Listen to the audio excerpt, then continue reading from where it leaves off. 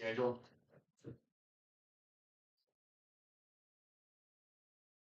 I thought we did. We didn't. No problem. We sent to you. No problem. All right. What's your email?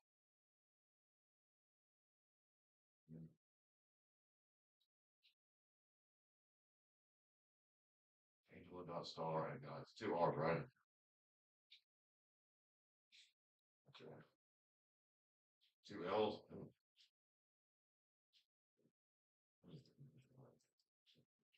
Angella dot STAR at Yahoo.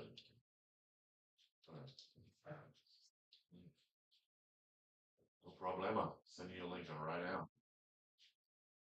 Hey, thank you. Yeah, we're on now. Just look, I only got one other person in there, and everybody's this thing starts off painfully slow, but it's no problem. We've done this before. Okay, see you on there. All right, bye.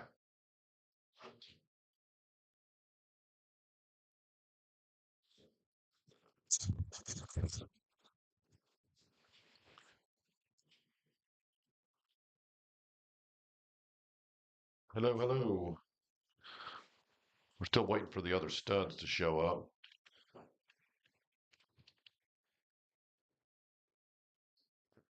In the meantime, make sure that you can log into this website.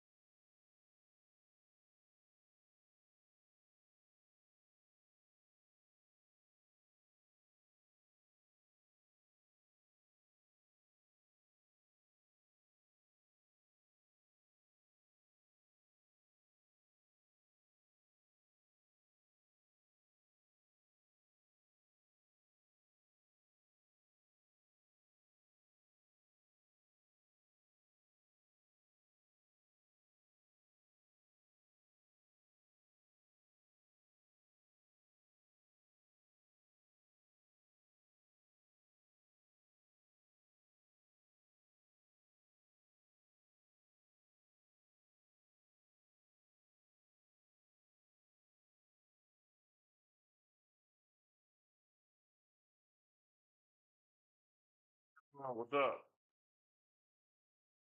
Hey, what's going on? I'm doing good. What you up to today?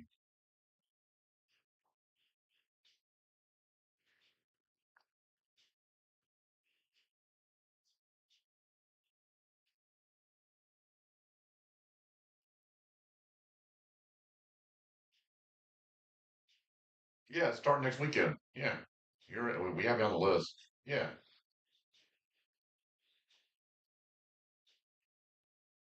and we had to move it back at some point, so maybe just didn't look. She probably sent something out. Yeah. Oh shoot, I'm sorry. Yeah, we're not here today. Yeah, we're doing a virtual weekend. So, all right.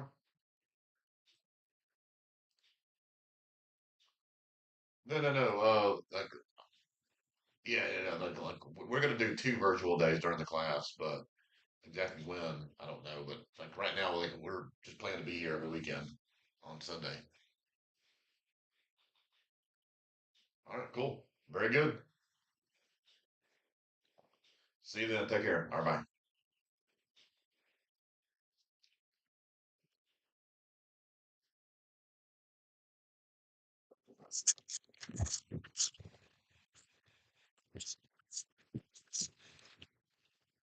All right. Good morning. Good morning.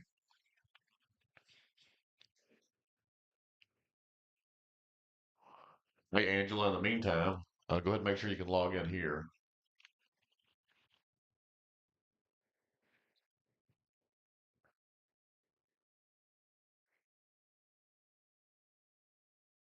You use your same username and password that you used to log into My Gemsis.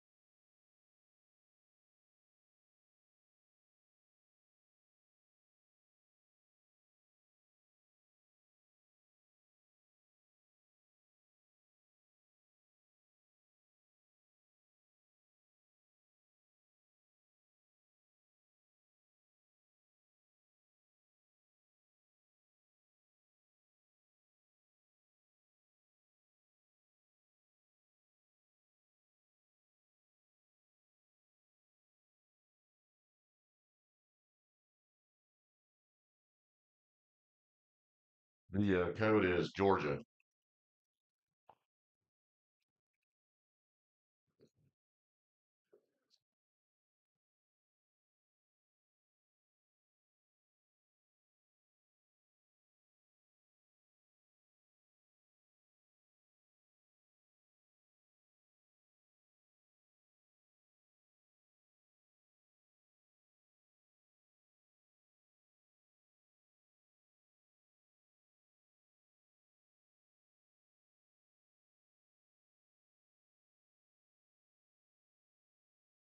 All right, look, while we're waiting around to do this, I don't know where everybody else is. Seems like we're having a little bit of delay. I don't want to hold you guys up. So here's what we can do. Let me put you guys on this other thing that you guys are gonna have to do. I don't know if y'all did this. Did you guys do the train system class?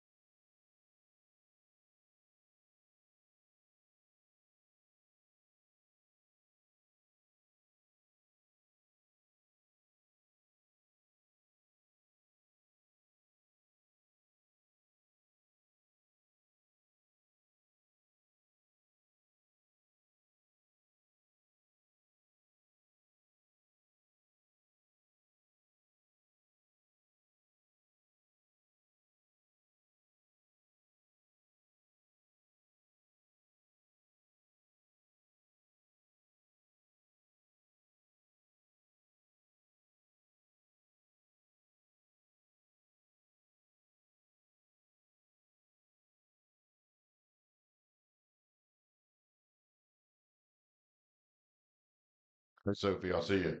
Didn't see you there before. All right. So what we got them doing is, one, I want you to make sure that you can log into my Gemsys.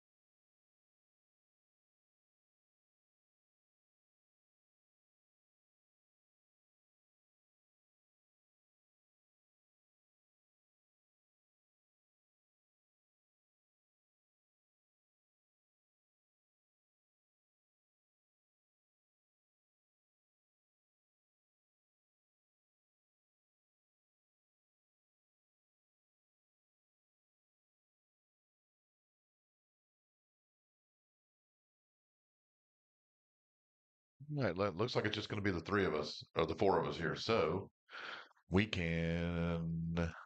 Oh, here we go. Oh, we got one of you guys are not having a hard time with it.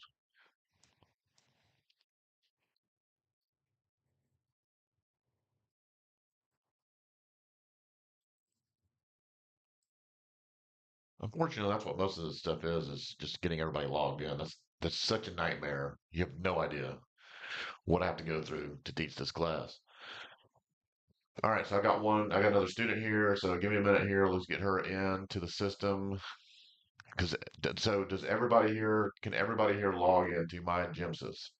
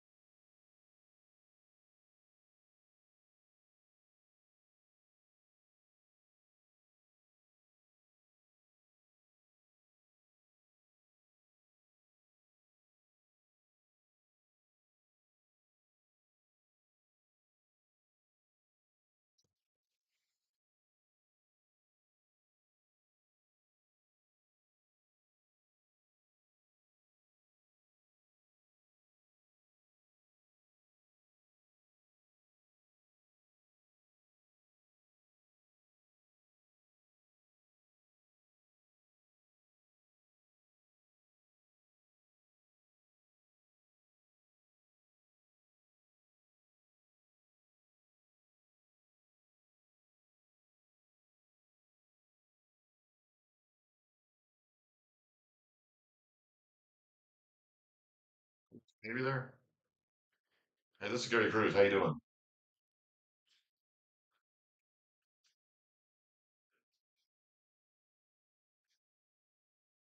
Okay, all right. Well, we needed to know. All right. So, all right. So, what are you trying to log into? mygemsys.org/LMS.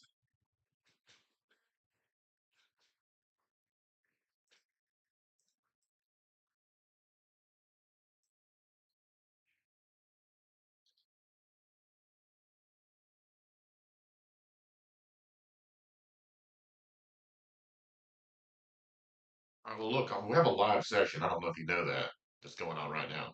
You're probably in the wrong page. So right now we've got people standing by waiting for everybody to be able to log into Elite. So are you looking at? I don't see you on the live. Are you watching us live?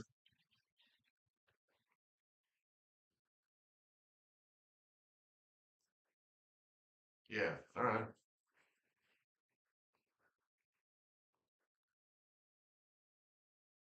right, hold on. I'm sending you a link. Okay.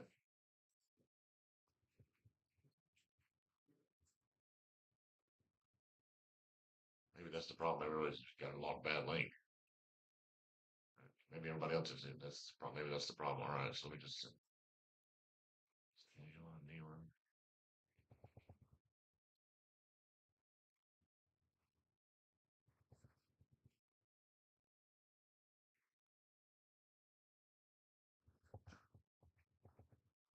Hello, you still there?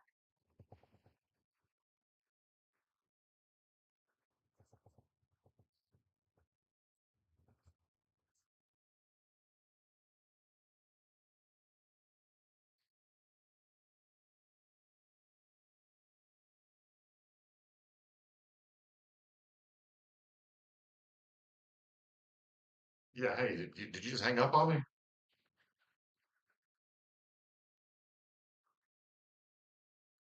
Holy crap! Are you serious? Okay. All right. So let's get you logged into my Gemsys. Okay.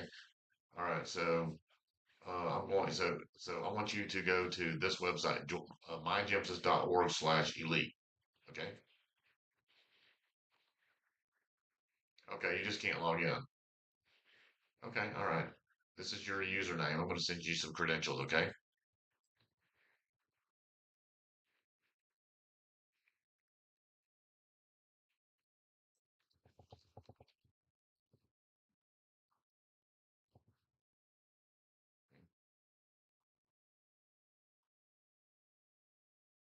All right. So if I sent you this by email, could you you would be able to like find it and use these credentials?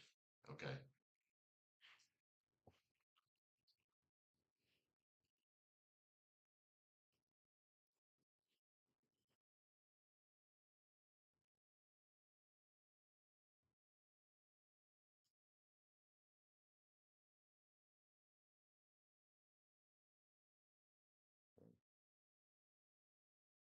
Okay. In your way. All right. I'm hanging up now. Bye bye.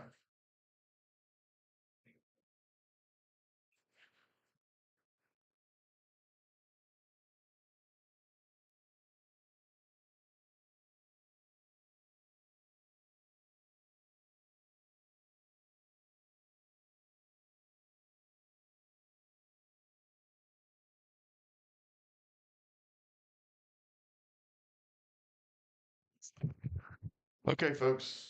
I've got one student who's trying to log in, and we'll just go ahead and get started. Everybody else can just watch the video. How's that sound? This ain't going to take very long. We certainly won't be here all day. So,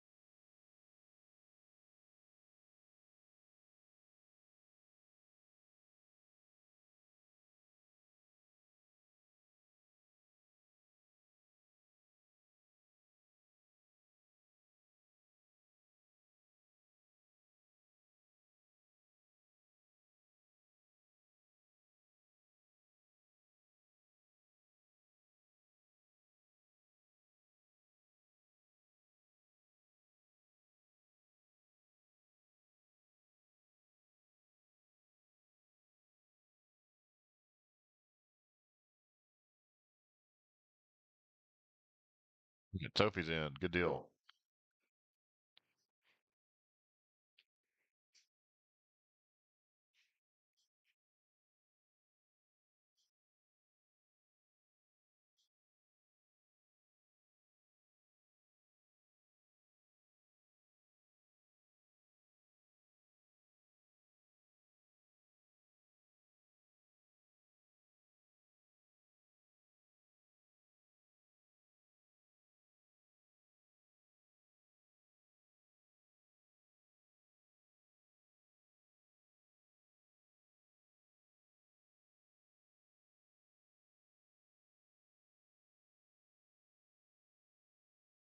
All right, I think everybody's almost logged in here, so let's go ahead and let's go ahead and get started. So I want y'all to just let me know when you're ready, okay? That when so can everybody here log into dot elite? Just type into the box here.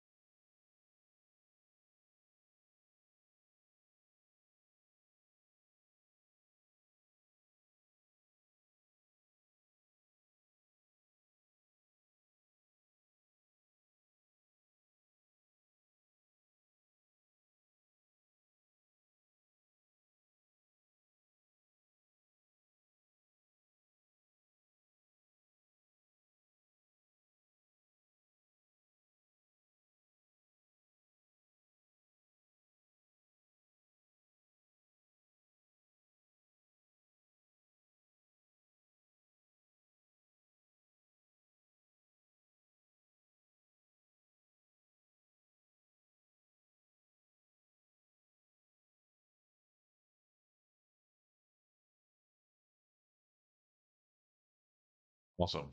All right, just follow the instructions in the video and take the congenital adrenal hyperplasia class.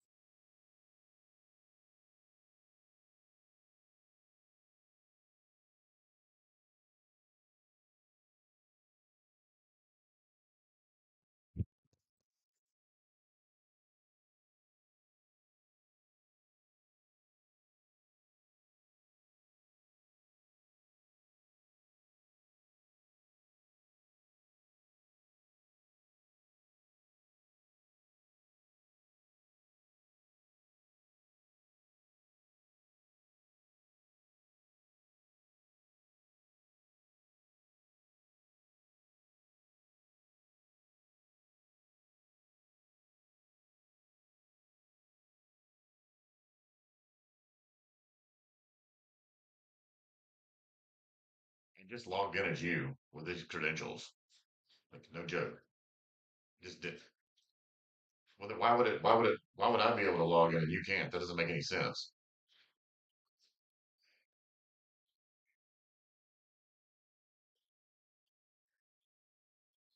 You gotta, I think you got caps lock on or something, but I just logged in as you with those credentials I just sent.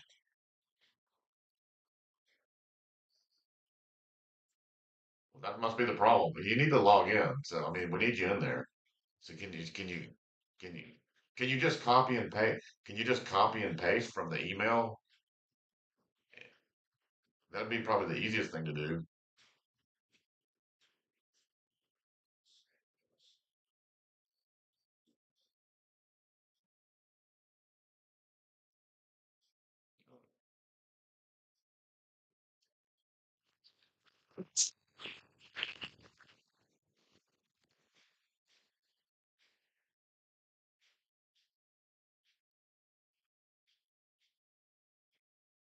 I mean, I just logged in with with those credentials. I don't know why you can't do it. That doesn't make any sense.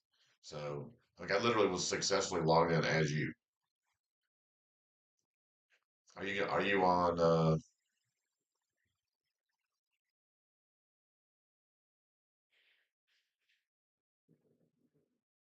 Okay, all right, whatever. Anyway, we're gonna get started with and work on this, so you can just try to follow along whenever you figure it out. Okay. All right. Bye bye.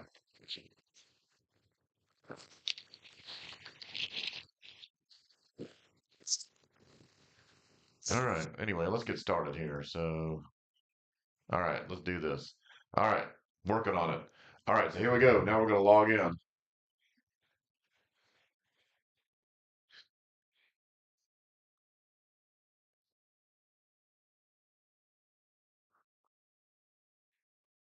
All right, so you're going to be presented with this kind of option here at the top. And when you do, I want you to go up here to incidents, go to Georgia EMS version 3.5 form. And this is what the page looks like.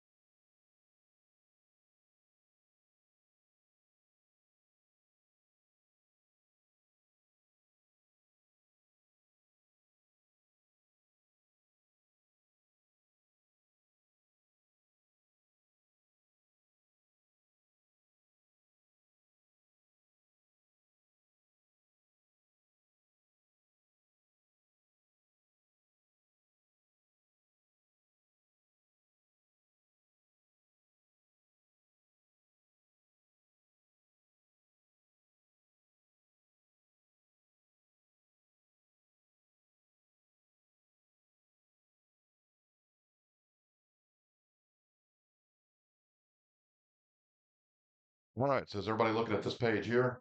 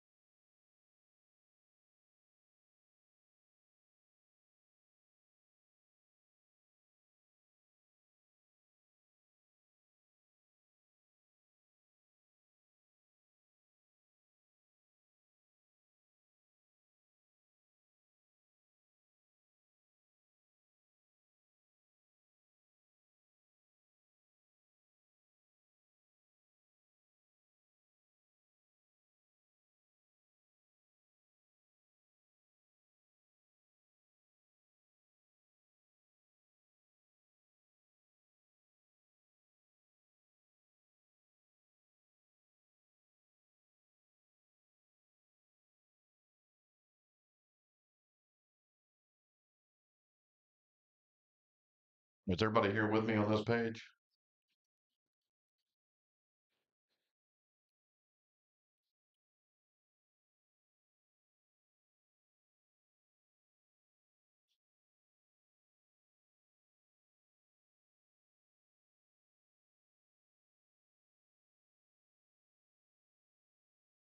Yeah, good.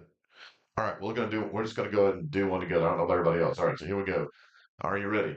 All right, so what we're gonna do is we're gonna start off with the simplest type of call to run of all time, which is canceled call. All right, so we're gonna so we're so just so you know, this system is about documented patient EMS patient interactions. All right, so this whole process started off just being on paper and pencil. We without data, you got to look at EMS as a giant science project, and so we don't have any data, and so every little snippet of information has to be absorbed into this thing. Now, I don't have a problem with that, but what I do have a problem with is, for the most part, ambulance services. Um, they sort of put all this stuff on the onus of doing all this stuff on the employees 100%. I mean, there's a lot of data in here. This should really be a group effort. I mean, there should be dispatcher, all that. You should never have to put times, address. If you're going to a call where we already know the patient's name and information, which this stuff should already be there. So we're just not you're using people that went to probably, like we try to get them to pass EMT or EMR or whatever, maybe just barely passed. And then we're going to try to do this. This is mainly clerical work. And to make it more complicated, you're getting people to do it, while they're driving around in a moving vehicle. This is one of the reasons why people don't stick around very long. And so the ambulance service people are like, we've got to get this done. We have to, you've like we're depending upon you. And like they punish people for not doing this correctly or getting it in on time. It's just like it should be a group effort. So anyway, that's my 2 cents about it. But we're gonna do it in here like we've got no help. So your incident number is gonna be canceled. Cancel. We're gonna leave this unit notified by date and time. We're gonna leave it empty. Okay. And then we're going to go to the next page. We're gonna add a crew member.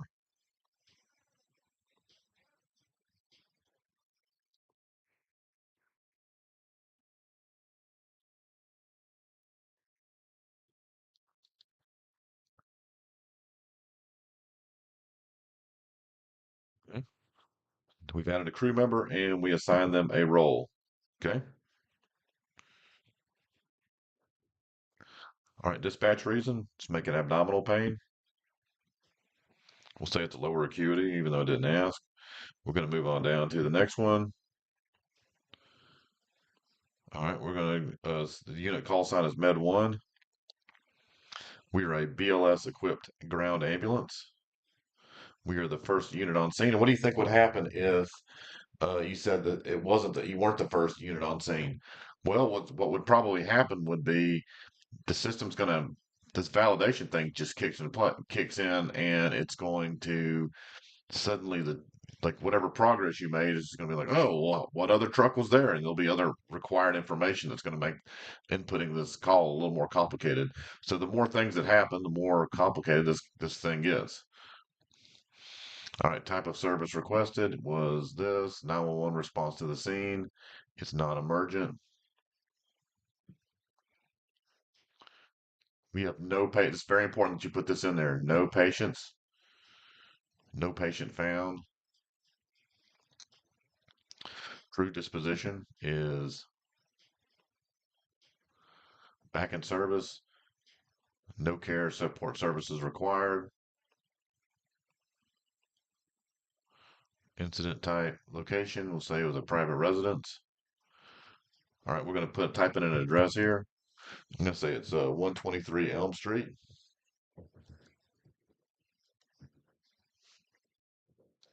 Postal code is 30341. We're going to use the address phone book to look this up.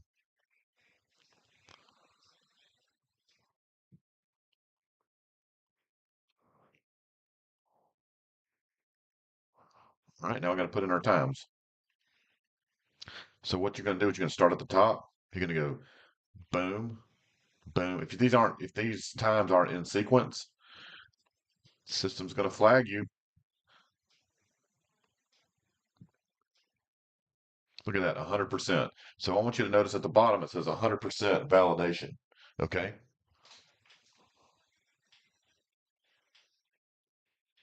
Yeah, I need you to do this. In fact, I need everybody to do this 5 times.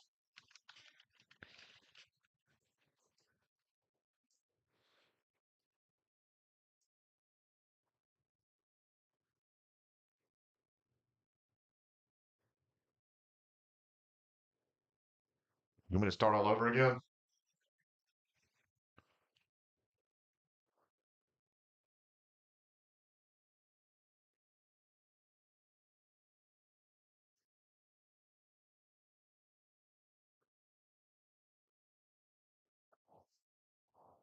Are we ready to do one together?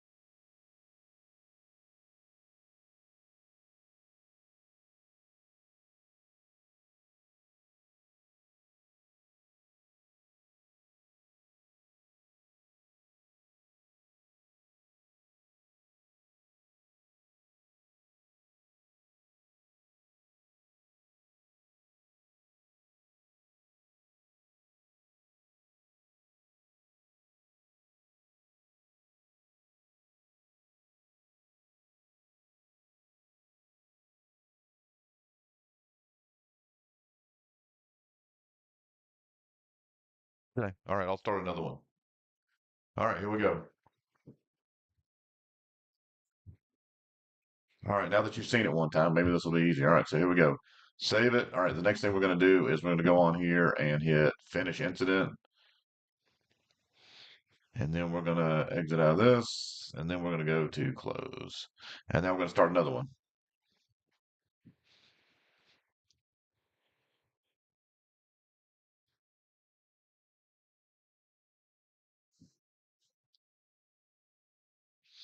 So we go incidents, GIMSYS PCR. Okay. All right, when you get on this page, let me know, okay? And follow along.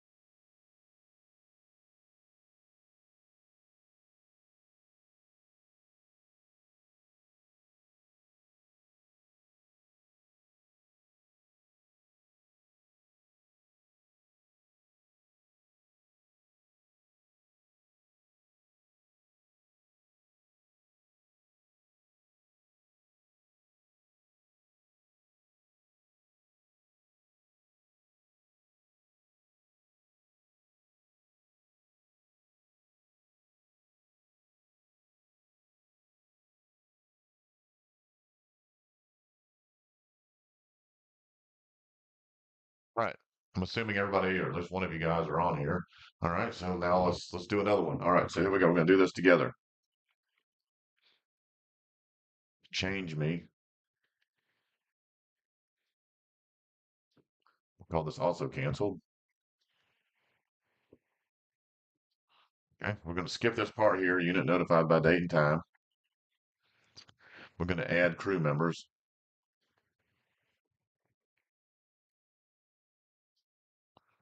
I'm going to say this is a primary caregiver at the scene. Dispatch reason is abdominal pain.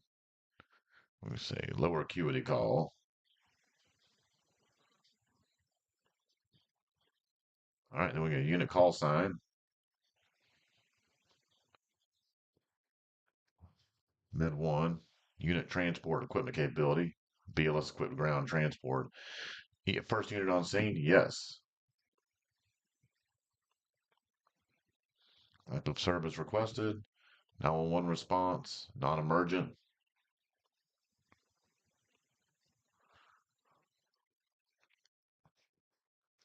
Number of patients to scene, none. No patient found.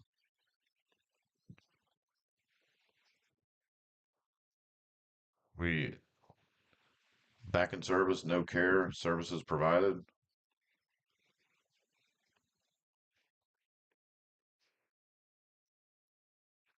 Private location type is, or incident location type is a private residence. All right. The incident location address is 123 Elm Street.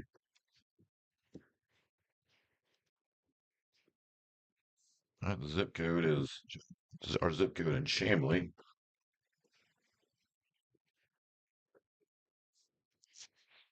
Type in the zip code, you get this link that says look up.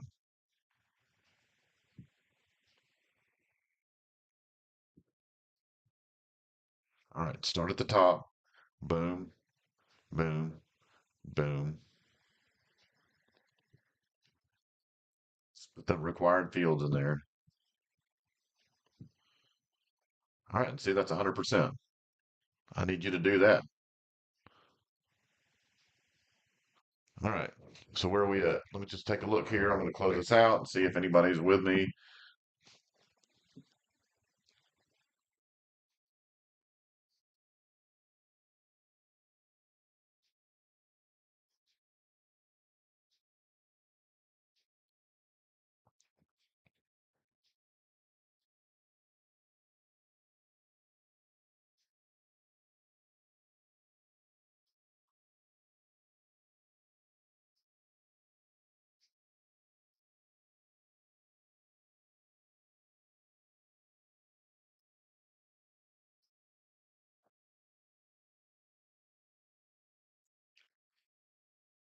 Yeah, please.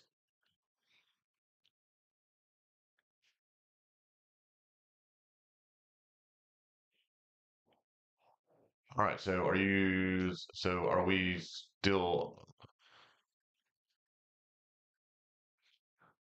all right. Are we ready to start another one? Where are we at with this thing? I can see when you guys put one of these reports in.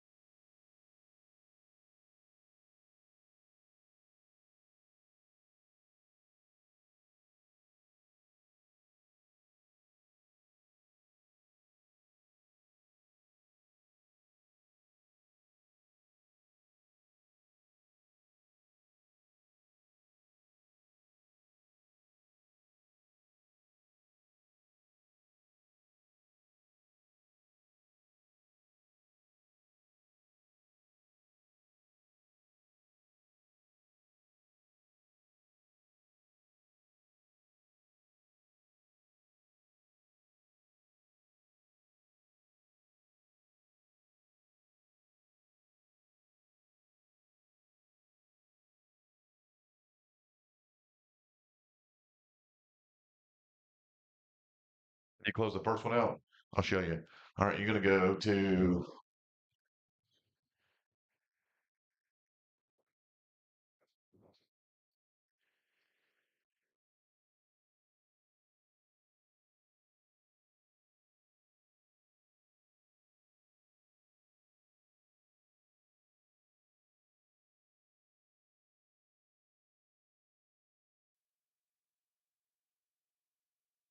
When you get to the end, say,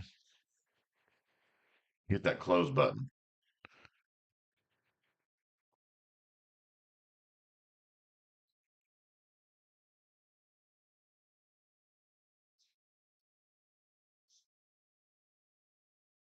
That's brought right there.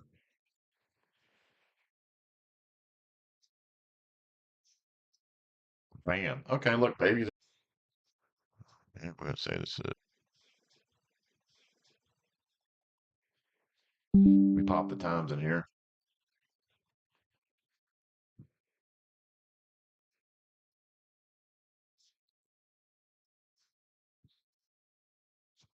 There you go. That's 100%. So then what we're going to do is we're going to save it. And then we're going to here to menu. And we're going to go to finish incident. Finish it. And then we're going to close it out. All right. So baby's got two of them in here. Actually got three. Oh, so yeah, there you go. All right. So there you go. Now you got 100% on there. All right. So baby's good on this one. Let's take a look and see what happened on this one here. And I don't see Shanita, I don't see. Are you working on?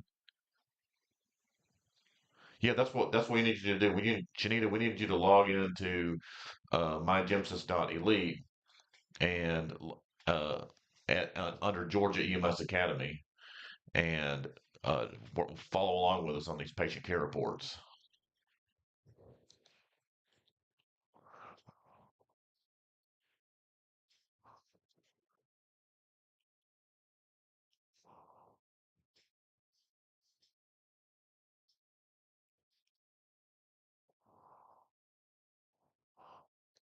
Fixing. This is. I'm on your report, baby.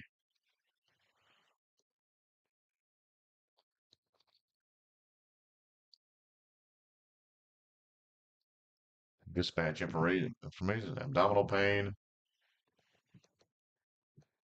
Unit info. Boom.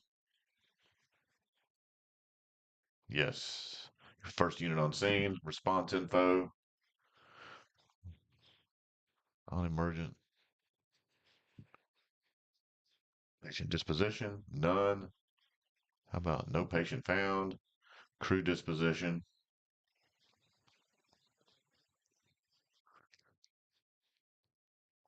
We receive no back in service, no care or services required.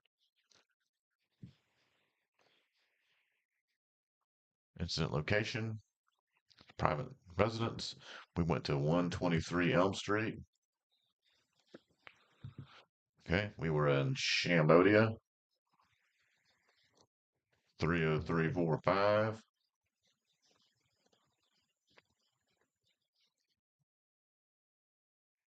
Then we go back into times. We start at the top. Boom, boom, boom. I don't update the crew. Boom. Go down here. Done. I still want some dispatch. Oh, there you go. Lower acuity. And there you go. That's 100%. So baby's got two. She's ahead of the game. All right. So we go up here to finish incident.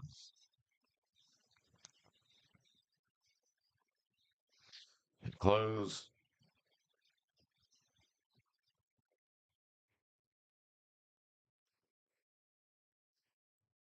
All right. You guys are working okay. All right. So what's going on? Shanita, hold on, Shanita. I'm just going to call you. Okay.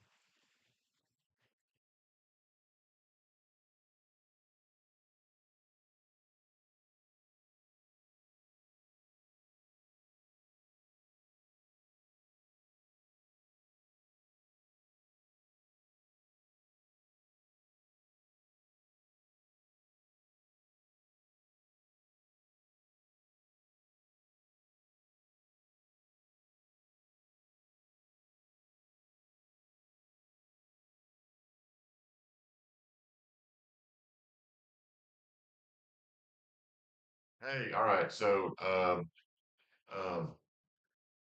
all right. So anyway, so you're able to log into my Gemsys. All right. Are you under Georgia EMS Academy? Because you already have an agency that you're with, and so you can toggle between the agencies.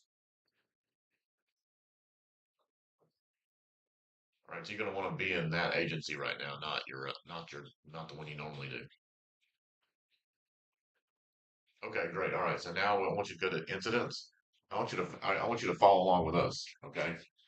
So we're gonna do another one. You see how painful this is? You see why nobody really wants to teach or do this? Are you getting this? This just sucks. All right. So yeah, I didn't want to do it. Wasn't my idea, but whatever. So all right. So I just want you to follow along with me online. Okay. We're gonna do another one. I'm gonna repeat what I just did 4 times. Okay. All right. Very good. All right.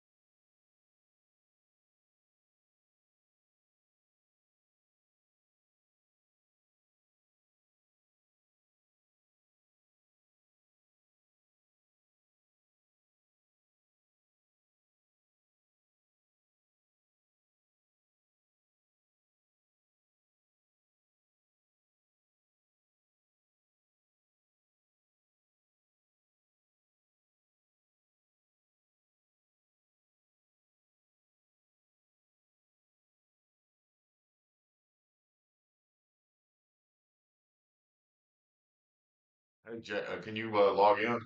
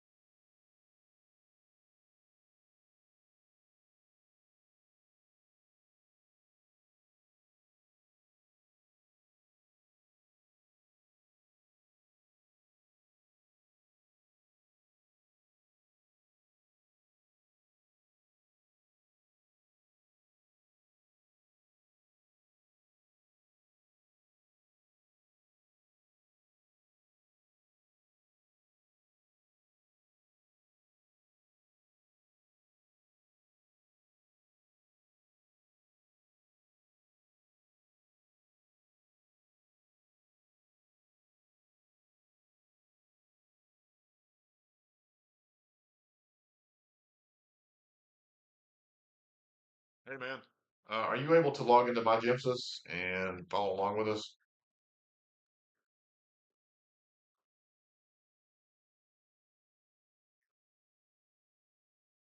It's okay. Apparently everybody does. Have you been watching the comments? It's just painful. I hate doing this. It wasn't my idea, as the state requires us to run you through 5 reports. Um, yeah. How about I just send you some user? Do you use my Gemsys? Yeah. Okay. At the top of the page, you'll have users or agencies. You'll need to toggle out of your own agency and get into mine, which is Georgia EMS Academy. Yeah.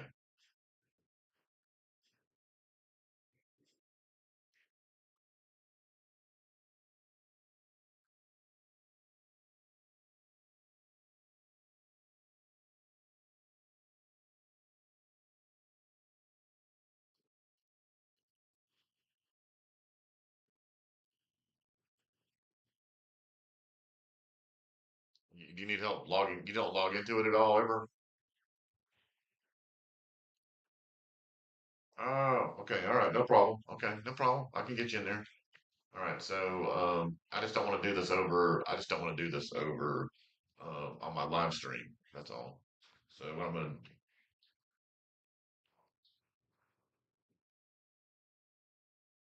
gonna show you. I'm just gonna send you a link here. All right, it's gonna make this so easy. All right. Okay, what's your email? What's your email? Got it. Floyd Lacoste. Is that okay? Gotcha. All right. All right, Jameson's. Go here. Username. I'm straight up putting your username and I'm sending you a username and password right now and a link. Okay. Okay. All right. All right. It's coming. It'll be there in a minute. Okay. Okay. All right. Bye.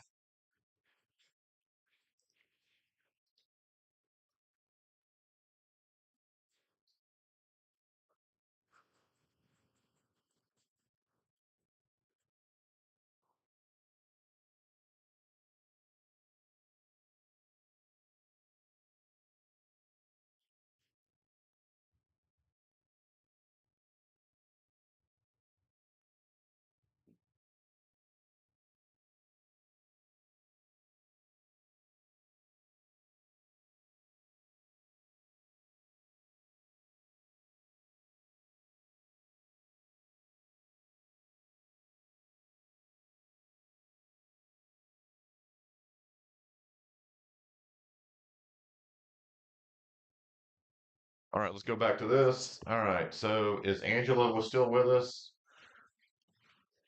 Angela, are you here? If you're here, call me. I'll put my phone number on there for you. I just tried your phone number also. Mm, yeah. I hate like hell the state makes us do this. I really do. I could just so ridiculous. All right, so we're gonna do another one. All right, you ready? So Shanita, this is for you.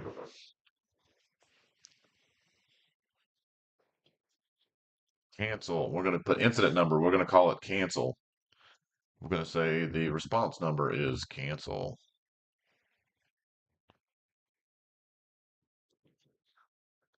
Yeah, I know it sounds like this is bullshit, but honestly, you guys got to start somewhere. You know what I'm saying? You got to start somewhere. You're not gonna figure this out. Just like it's a little bit. It's overwhelming. Dispatch reason, abdominal pain problems.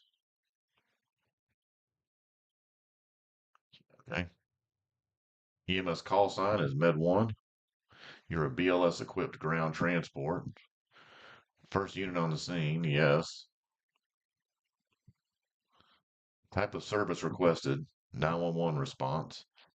Response mode to the scene, non-emergent.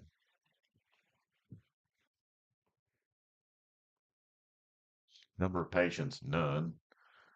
Unit disposition, no patient found. It's going to flag this crew disposition, and you're going to go back in service, no care services provided. Incident location type is private residence.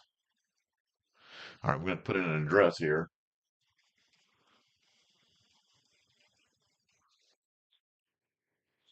Elm Street, 30345.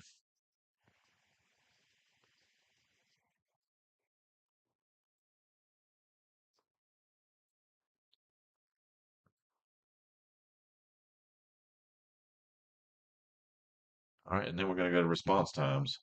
We'll go up here to the top. Boom, boom, boom. If you don't do them in order, the system will flag you and you'll be sorry. Boom. All right, I want some dispatch information. Oh, you want to know lower acuity. There we go, saving it.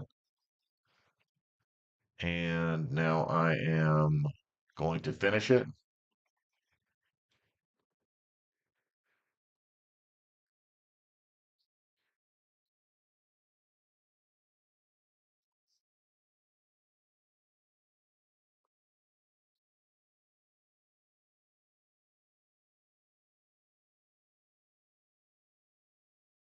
And we're going to close it.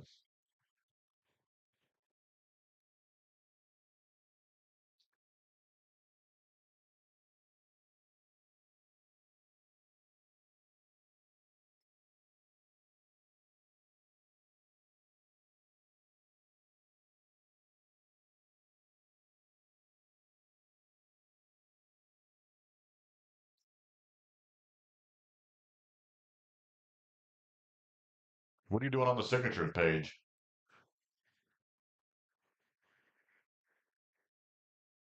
Oh, you want to get, let's go back. Hold on. Let me help you out here. Sophie, you're on the signature page. All right, hold on. Boom.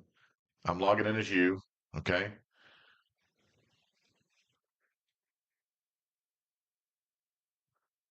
right, don't worry about signing this. Okay. In fact, we're not even worried about any of this stuff because there's nothing really to sign for. However, in order to get this report to the next level, you're going to need to add you have to give yourself a role. And then response times are out of sequence.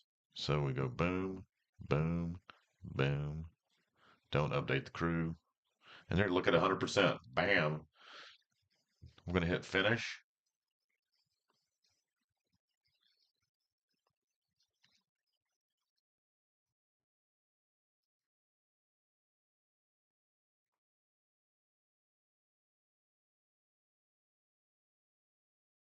Boom. 100%. Actually, you got another one that you got worked on here.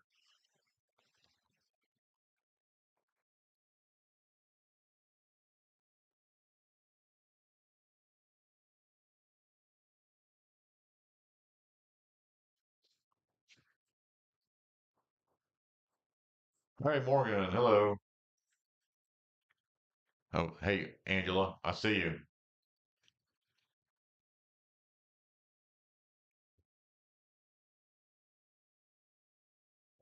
Okay. All right. So Angela, would you, can I call you? Angela, would you call me?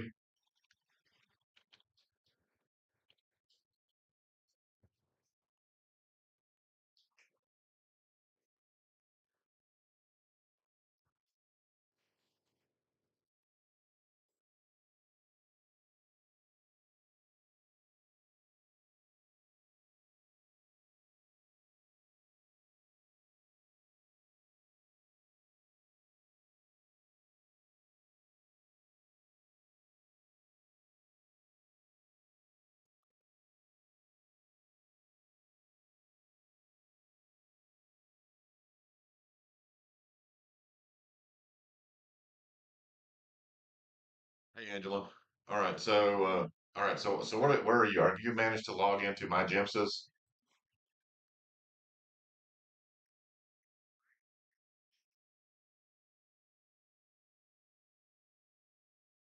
Okay. All right.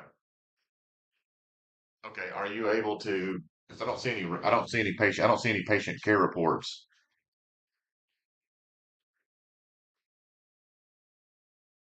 So yeah, it's like you need to be following along with us on making your own patient care report in my Gemsys. Okay. I'm gonna do another one so you can do this. Okay. All right. So just stand by. Just stand by. I'm gonna give you another. We're gonna do one more. Okay. Of this. Okay, and then we'll do something different. All right. All right. Thank you. All right.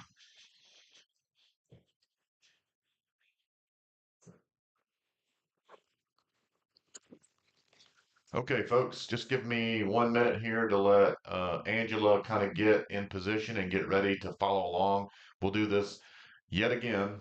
I think I've done about 10 of them so far. Remember, everybody needed five. I think we're definitely getting the hang of this. This is kind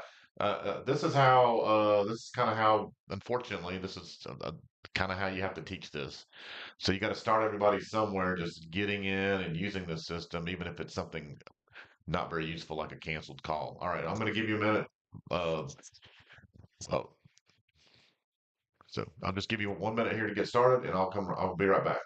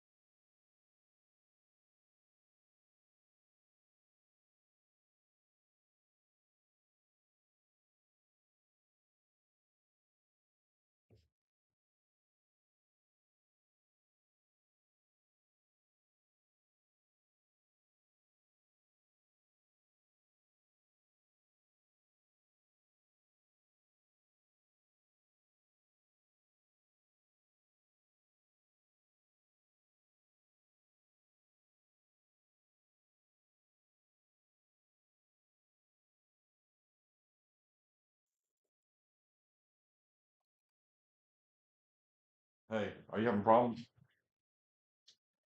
Hello.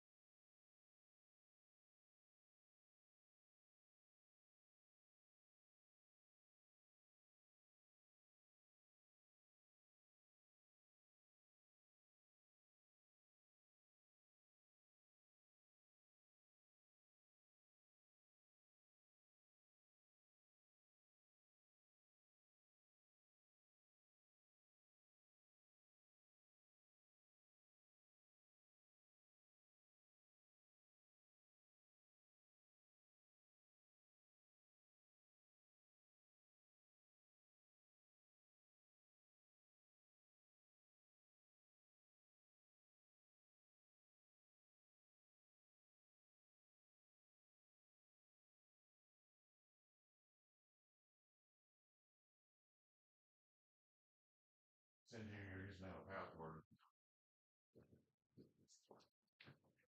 All right, so let me just your email.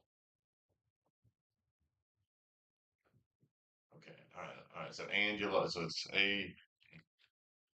Angela dot star at Yahoo. Is that right? Okay, all right, all right.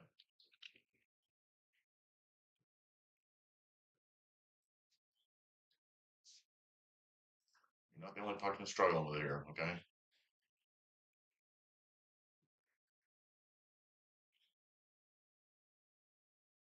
okay. I'll give you this. You got the coolest username of all time on this thing. So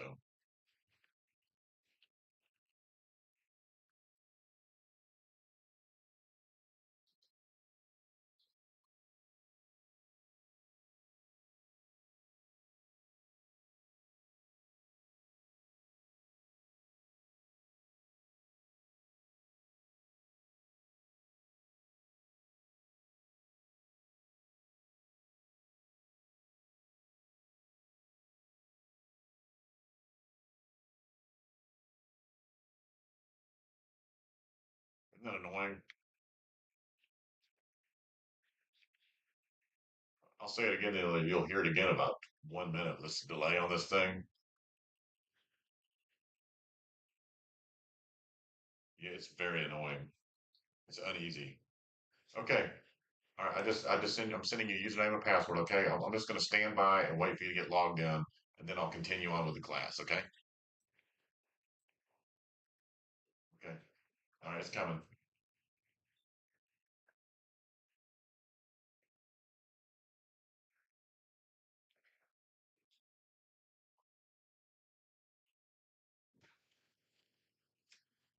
Yeah.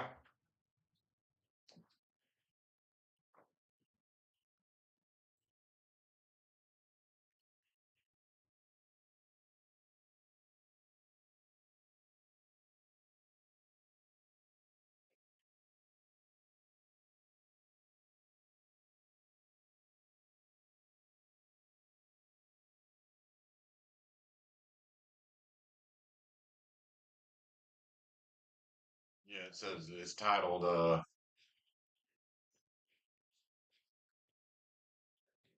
username password UN/PW. All right. There you go. All right. Log in. I'm standing by.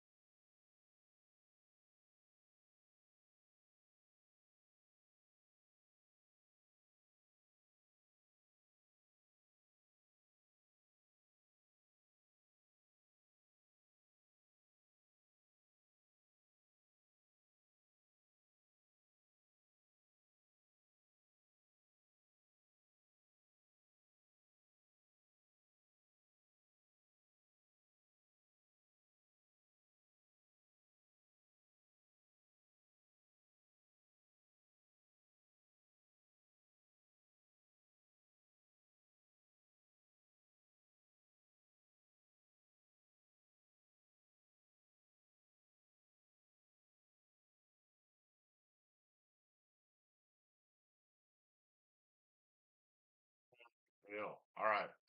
I'm going to start you. I'm going to start you off here. I'm going to start off at the very beginning. Okay. I just want you to follow along. All right. All right. I'm off. I'm out of here. So I'll see you on this side.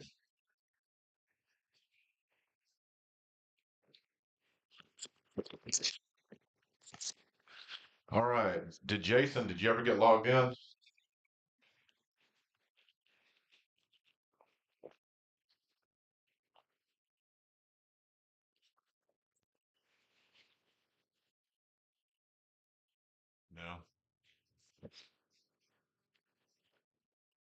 All right. Hold on a second. I call Jason back.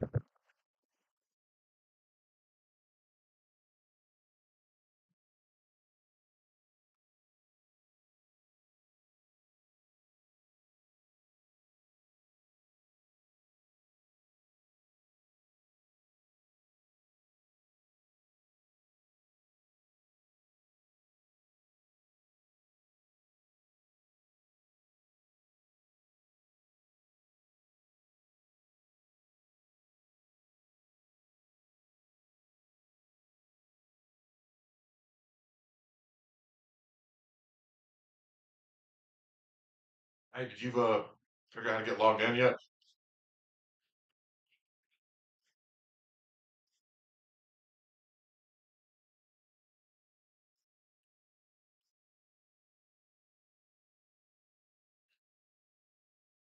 Okay, hold on. I can fix that. Just give me a minute.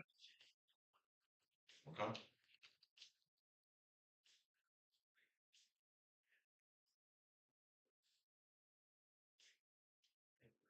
All right. Login access. I've restored it. Okay. I'm gonna change your password is yeah. All right. Look, I don't want to. Did you get the username and password that I sent before? All right. Yeah. All right. But remember, there's upper and lowercase is important, and all the password is 100% lowercase. This thing is very case sensitive.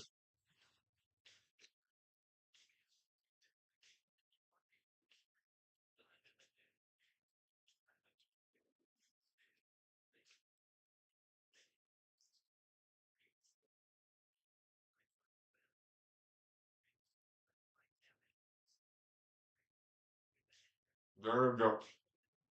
I'll give you so reset your password. You can literally reset it to the same thing. I don't care.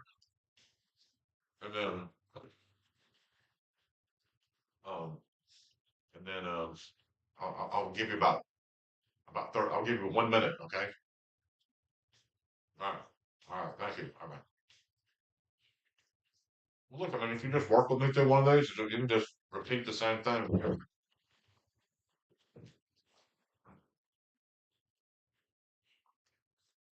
Yeah, if you can just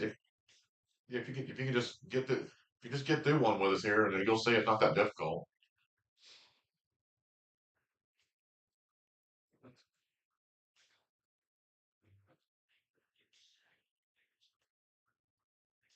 Okay. All right.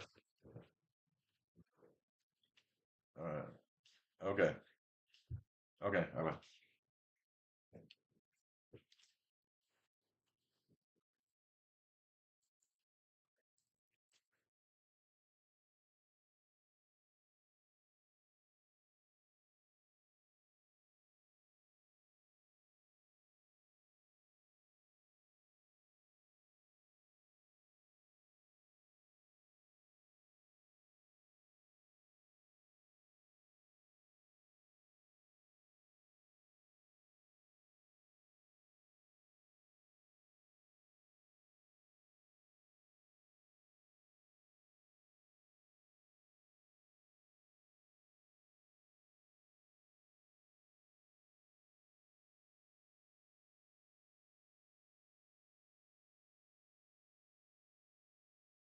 Hey, it looks like Angela and Jason will be joining us. So let's do yet another one.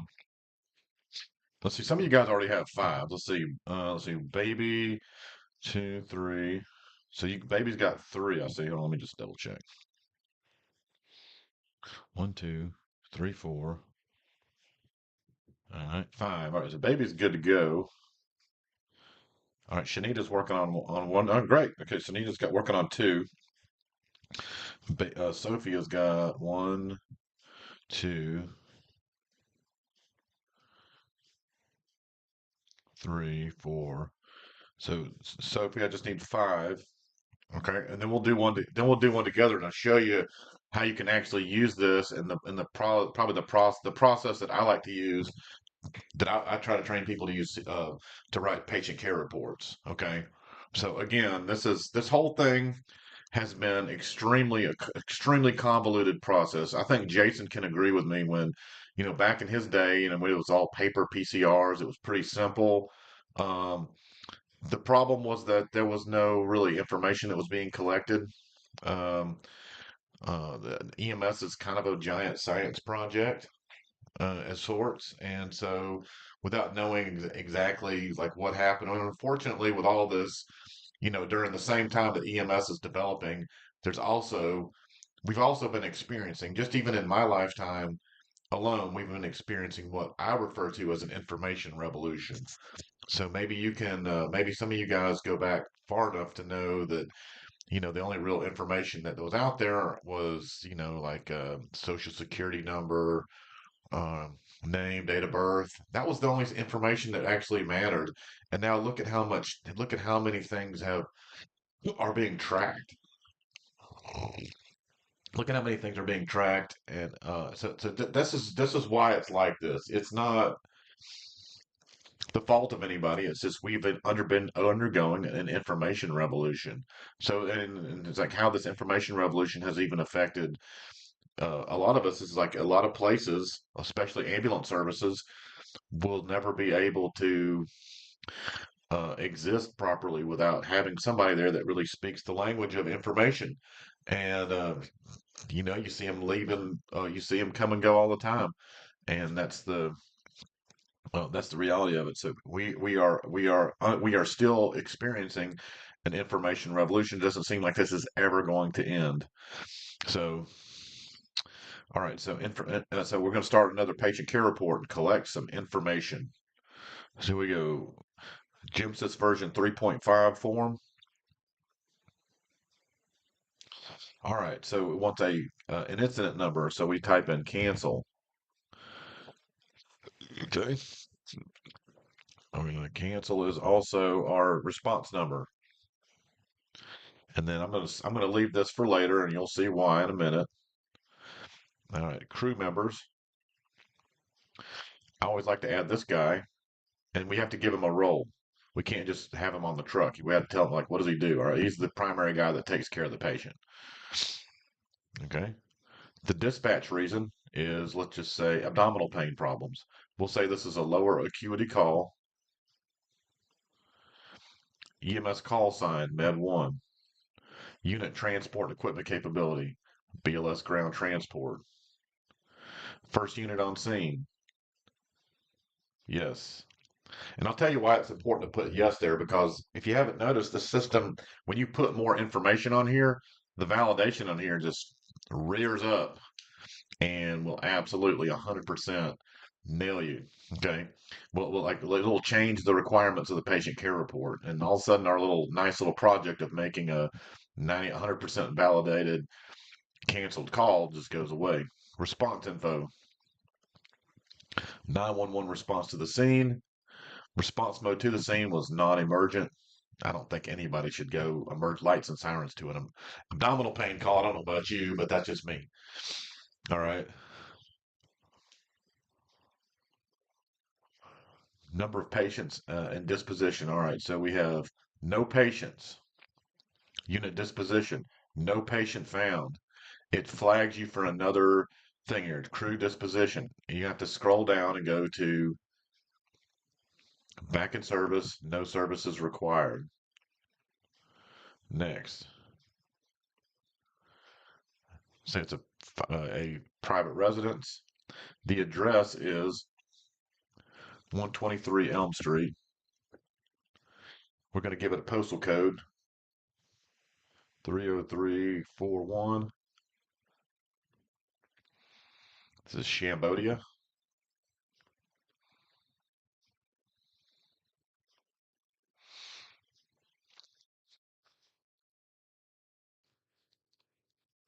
All right, response times. This is very important. We start at the top and just go sequentially.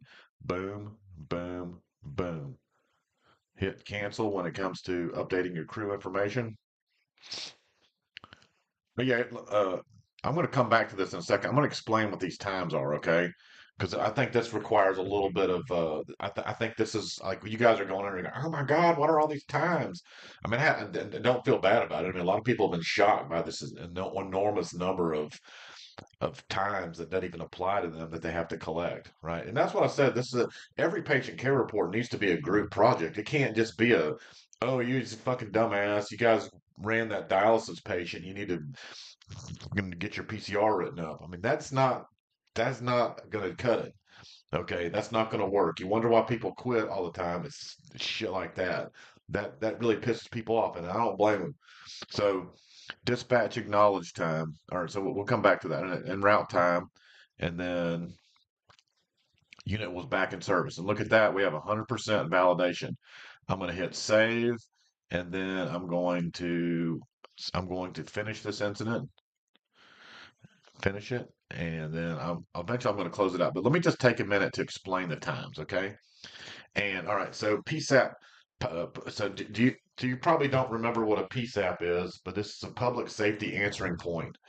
So when you call 911, I don't know if you understand how this works or not, but when you call 911, the phone service figures out where you are and transfers you to the closest 911, the closest public safety answering point. So every 911 center has a phone number that you can just call. You can actually just call them on the phone and talk to these people, and it's referred to more times than not as I'm going to call the non-emergency number. Okay, it's the same number. You're talking to the same people. It's just not going through the 911 system. All right. So anyway, they will so the PSAP. So this is the time that the call was received by the public safety answering point.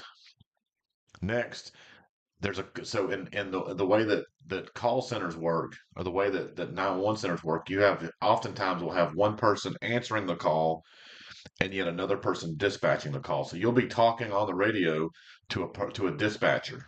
The dispatcher does not answer calls. It's two different people.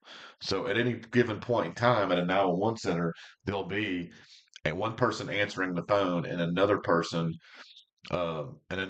actually dispatching the units. And yeah, they fucking hate dispatching ambulances. Just so you know, they hate your ass all day. All right, because most of you guys don't know how to talk on a radio, and you sound like an idiot. So they have to figure out what you want, and you have to be very specific because when you work on an ambulance, it's not like you work on a fire truck and you go, I need to make it a second alarm. And they just hit the second alarm button. Or the cops, they say we need backup. The cops, they know that they need more cops. They just send out a general alert in their on the radio, and police officers respond as they're available. That's how it works with the police department. They kind of they self go to they sort of dispatch themselves. So a call comes out in their area, and then they respond to it. What's different? We're like more like the fire department where we are dispatched to a call. All right, so unit dispatch by dispatch. So the dispatch notifies what was the time that the dispatcher received the call. So could there be a delay between the time that the call was taken and the time that the call was actually dispatched? The answer is yes. And it happens all the time. You might say, well, I can't imagine why that would matter. Well, I'll tell you why it matters. Imagine if here's a situation that mattered. This happened a long time ago. This happened in I guess, early 90s. So I don't know how familiar you are with the quality of 911 systems, but Fulton 911 Atlanta has a dispatching center. Fulton County has a dispatching center. I mean, they may be the same one. I'm not sure, but the for some reason, City of Atlanta loses calls. They've always lost calls. It's happened a lot. So when you hear about this happening on television, where some poor lady broke her ankle and it took the ambulance an hour to get there, or actually the ambulance never showed up, and the only people that the people had to help her off the trail or whatever, and it made it on the news or whatever. I mean, there's like thousands of things that happen all the time that you'd never make it to the news, by the way. But anyway, for whatever reason, this one makes it to the news, and the and so the dispatch. So the problem, what probably happened was the dispatch. There was a problem in dispatch. So the call was taken by somebody and was transferred to a dispatcher, and that's where it got lost. And so here's a situation that happened. So in Atlanta years ago, I would say this happened in the either late 80s or early 90s. There was a call that was dispatched to the city of Atlanta to now DeKalb County has actually 13 square miles of the city of Atlanta is in DeKalb County. Okay, and so in those years, DeKalb County did not run those areas at all. And by the way, and so that had been Grady's territory. So was never dispatched to this call that happened somewhere in East Atlanta in DeKalb County. It turned into a big political problem. So DeKalb County said, well, you know what? We're not going to trust Grady or City of Atlanta to handle calls in our county, so we are going to do it ourselves. And so when they did that overnight, like the character of DeKalb County changed literally overnight. It's went from being a very rural fire department based ambulance service to holy shit, now it's like fucking it's like it's like Grady. Because like this 13 square miles actually ran probably 3 or 4 times as many calls as the rest of DeKalb County. It was just we weren't no DeKalb wasn't running it. It was the city of Atlanta was doing it. So uh, it's kind of funny how that worked out. Anyway, that was the end of Grady in DeKalb County. And then overnight overnight the call volume got so high that they had to actually split EMS away from the fire department and make them and just so they would be flexible enough to handle all that stuff. Okay. And so they went on like that for like 20 years. So it went on a long time ago. Anyway, the um the so that's a situation. A lot of stuff happened. Oh yeah, by the way, the call was a child hit by auto and the child died. So that was the problem. So you might say that what difference does it make? Well, this call that showed up, this stuff will ultimately this becomes the record for all this kind of stuff. And so this again, I don't think that this had nothing to do with you. There's 3 times here that had absolutely nothing to do with you, and you still have to accurately report those times. I truly believe that should be a group effort, like writing a patient care report should be as should be done by somebody like as much of this could be done by somebody else than the people working on the truck. Okay. So unit dispatch is the time that the unit was dispatched by the dispatcher. All right. Dispatch acknowledged is the time that when the ambulance service, when you as working on the ambulance acknowledged the dispatch happening. So usually what'll happen is if you work for a 911 place, they'll say you have 2 minutes to acknowledge the dispatch. Okay, or they will make a second call. Or there's some number associated with this. Like the last place I worked at was 2 minutes. So you would or you had 30 seconds to acknowledge the call, and then you had 2 minutes to respond to it, or something along those lines. There's some kind of rule that goes into the so you have to so whatever time you acknowledge the dispatch, and this again, all this stuff comes out over the radio. I mean, comes out over these times are being recorded by the dispatcher. All right, unit en route time is the time that you actually went en route to the call. And then the next one is arrived on scene. This is when you arrived on scene. All right. Transfer of patient care to another EMS agency. This is a time that maybe let's see called a helicopter, or maybe you needed an ALS ambulance to show up and transport your patient. Well, then there you go. All right. Unit left the scene at whatever time. All right. So this unit left the scene at X time. Arrival at destination or at the landing area. So they're trying to make it more helicopter friendly. Which honestly, like people didn't call for helicopters.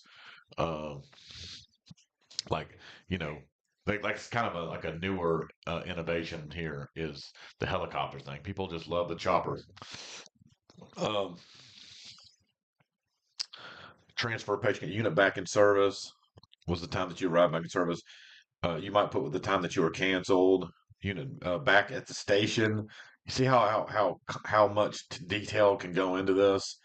So anyway, we put the minimal amount of information that it will accept to say for a canceled call. Okay, so let's see how you guys are doing with this.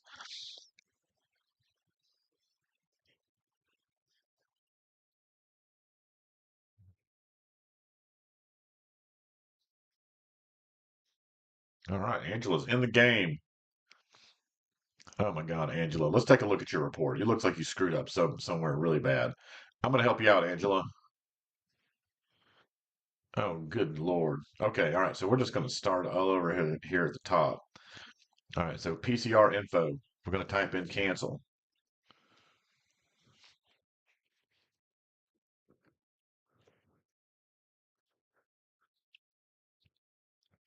All right, we're going to add a crew member. So you have to actually put this person's name in there. I always put Aimer in there. All right, and then we go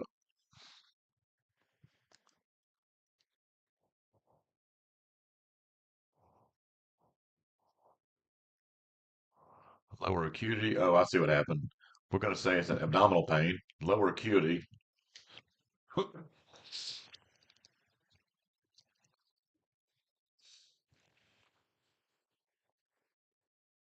Response info. Type of service was 911 response to the scene. Okay. See how you're having to look at this. You can document your time delay. All right, here's your problem. None. No patient at scene. No patient found.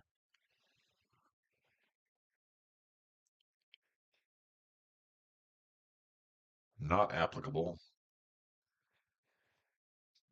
Crew disposition. No care or services required.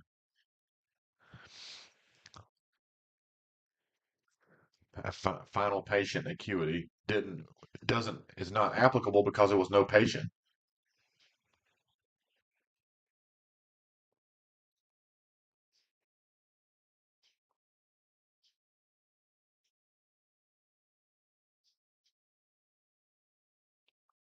Oh, number of patients.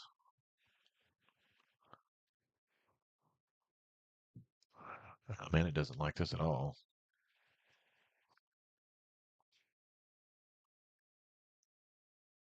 All right, we'll just put that there, whatever. All right. Incident type is a single family residence. Incident location is 123 Elm Street.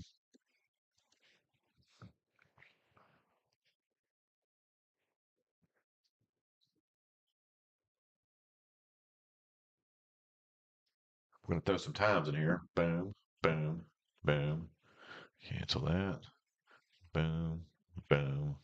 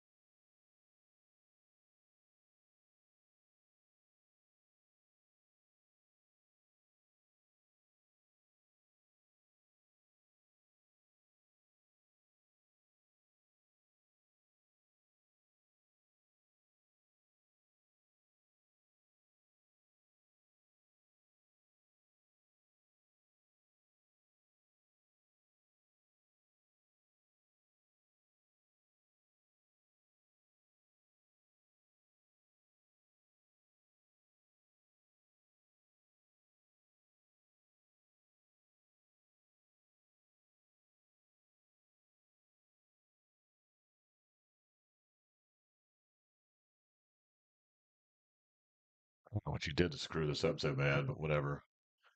Ah, okay. Response to numbers.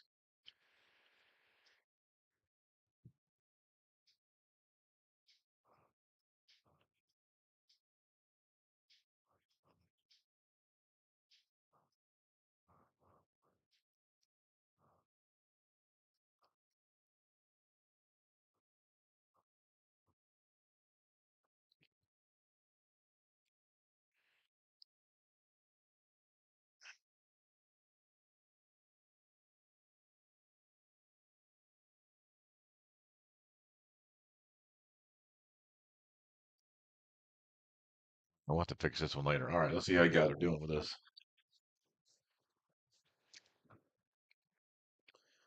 All right. See how important it is to follow instructions here?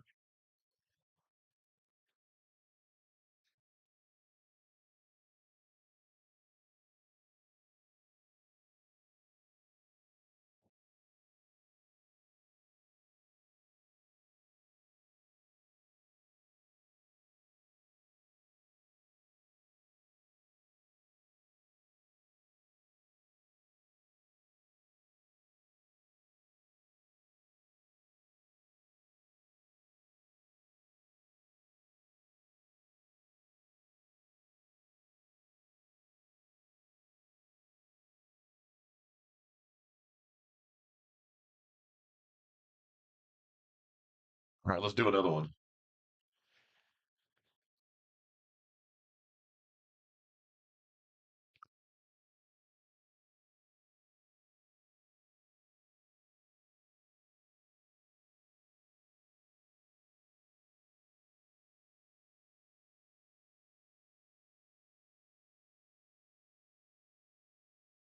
All right, so let's see. How are we doing here? So, Lacoste, did you ever get in the game here?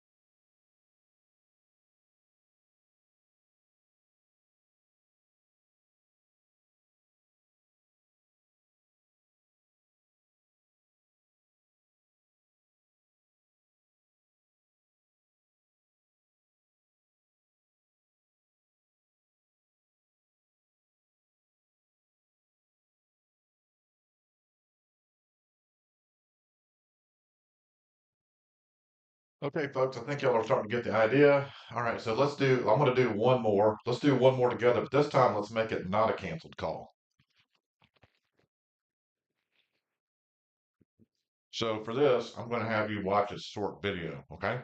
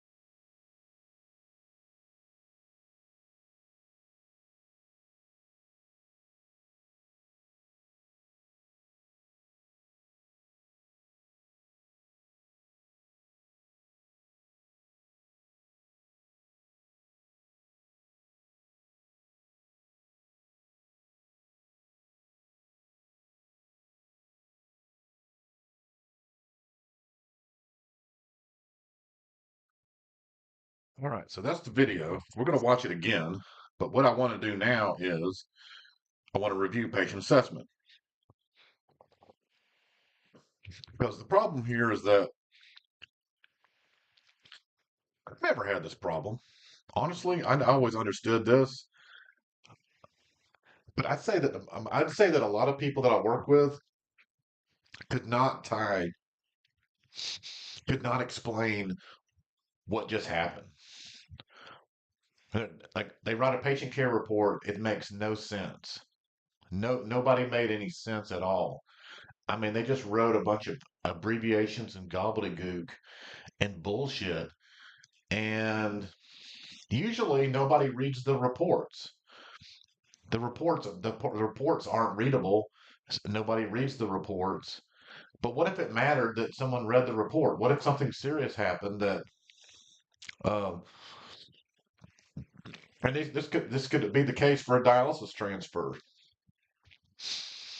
And the problem is not literacy per se. I mean, on some level, it might be literacy, but I mean, at the end of the day, the people who've been writing reports have been writing reports in a way that's completely illegible. So at some point in my career, I determined that I was going to start writing reports that tried to make sense instead of just a bunch of shit on paper. Because when you sometimes you run a call and you're like, holy shit, we better cover our ass on this call. And when you're really not even sure how to do that, you just hope for the best. That's not really good policy, you know.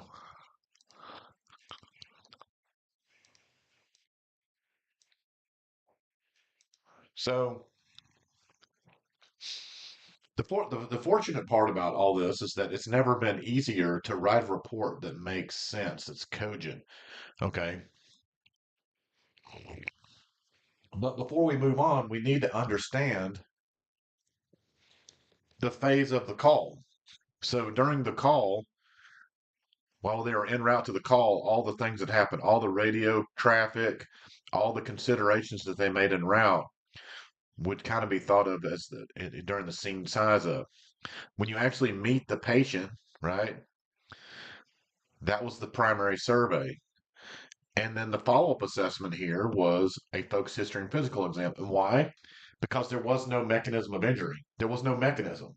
So at the end of the day, what we need to do is tell the story. And what you'll find out is that for the most part, this patient care report is going to more or less address, I would say, 60 or 70% of all the stuff on this paper, on this Chinese menu.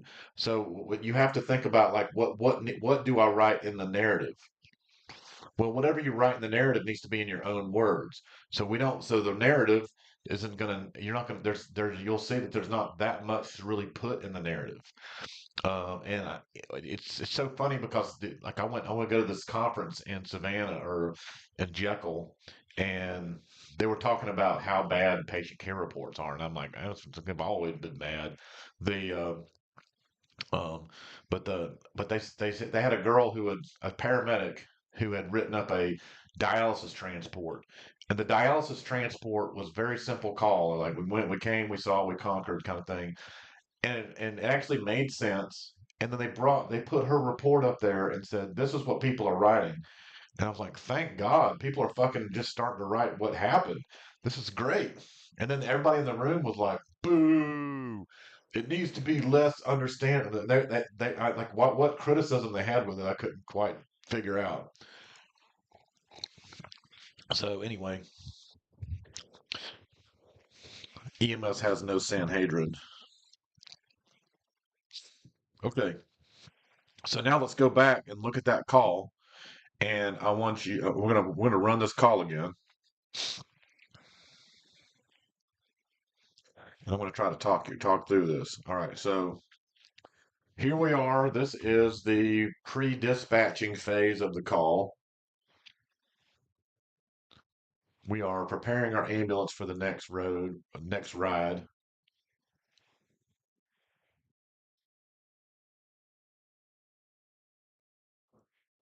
What's funny about this is, I mean, I just gave a lot of this stuff was I made this on AI, and AI dreamed up what this ambulance looked like, what these people looked like. It's crazy. And if you look around, you'll see like I did four of these videos, and and they all like they're so weird. And then like also I think when AI uses its imagination, I think AI likes to imagine it's in Canada because that's what it looks like. It's like they're like look, the ambulance is moving. Look out the window. It's hilarious. All right, now they get dispatch on this like Chinese Chinko radio, and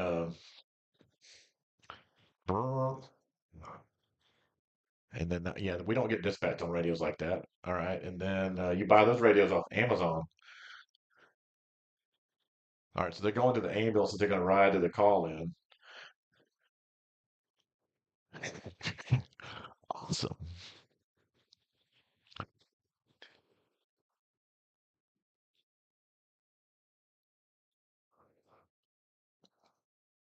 Right now, it's driving through the street. Now, like again, what city is that? I'm gonna go. That's Montreal or Toronto. That's what I think. I just because I think it's funny. I just, he's in the back. He's still looking at equipment. I don't know what the hell this is all about. And they have lights inside the back of the truck, which is hilarious. Thank you, um, AI. So they back the unit in the house. So look, so far what we've done is the scene size up. All right, so now so now we're on scene, and apparently we backed in someone else's driveway, and now we're going into the house. We're being met by the patient in front of the house. So this is how we met the patient. The patient was on the front porch. Okay, and now we are going to have a conversation with her.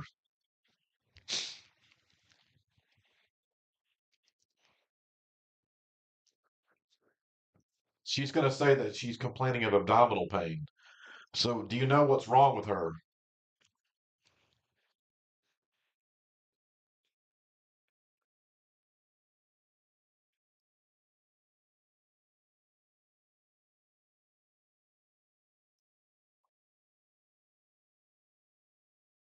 Any idea what's wrong with this woman? She's got abdominal pain.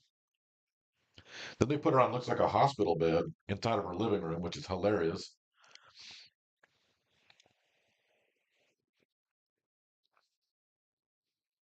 And look, there's two medics there. Do you notice that? And then, yeah.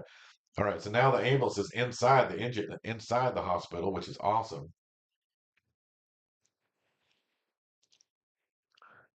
It's the trippy world of AI.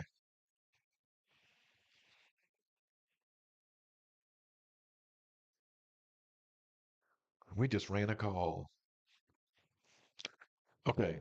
So what was the patient's problem, you think? There you go. Bingo. Ectopic pregnancy. You got it. You have learned at least one thing. If you learned one thing out of our class, and then that was it.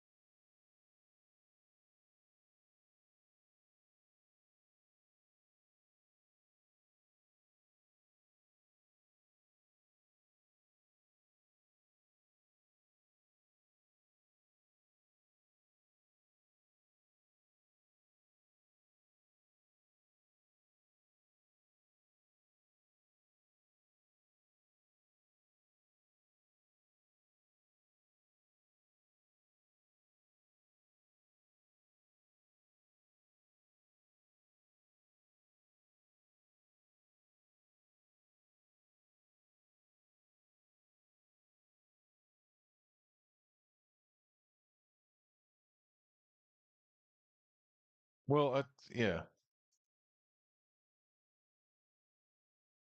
Well, okay. What's a childbearing age, though? Can a woman still conceive at the age of 50? Yeah. Anyway, that's what we think. We think it's an ectopic pregnancy. Okay. So, all right. So now let's go back into. Now you guys are thinking along the right way here. Okay. The flow of the call is going to go like this. We have to document the scene size up, a primary survey, and a focus history and physical exam. You're going to see that this is really actually not that difficult to document. This system makes it possible to easily document a call like this. In fact, if anything, this is the call that it's made to document. So now we're gonna start another patient care report. Okay, and follow along with me. Okay. All right. So this time, incident number is abdominal pain. Okay. Incident is AB abdominal pain. All right. God damn it. All right. So then we are going to hit next, and we're going to add some crew members. How about Aimer again? Okay. And we're going to add Abdul.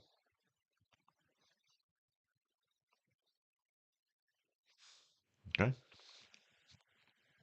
And then we're going to go to dispatch info. The dispatch reason was abdominal pain.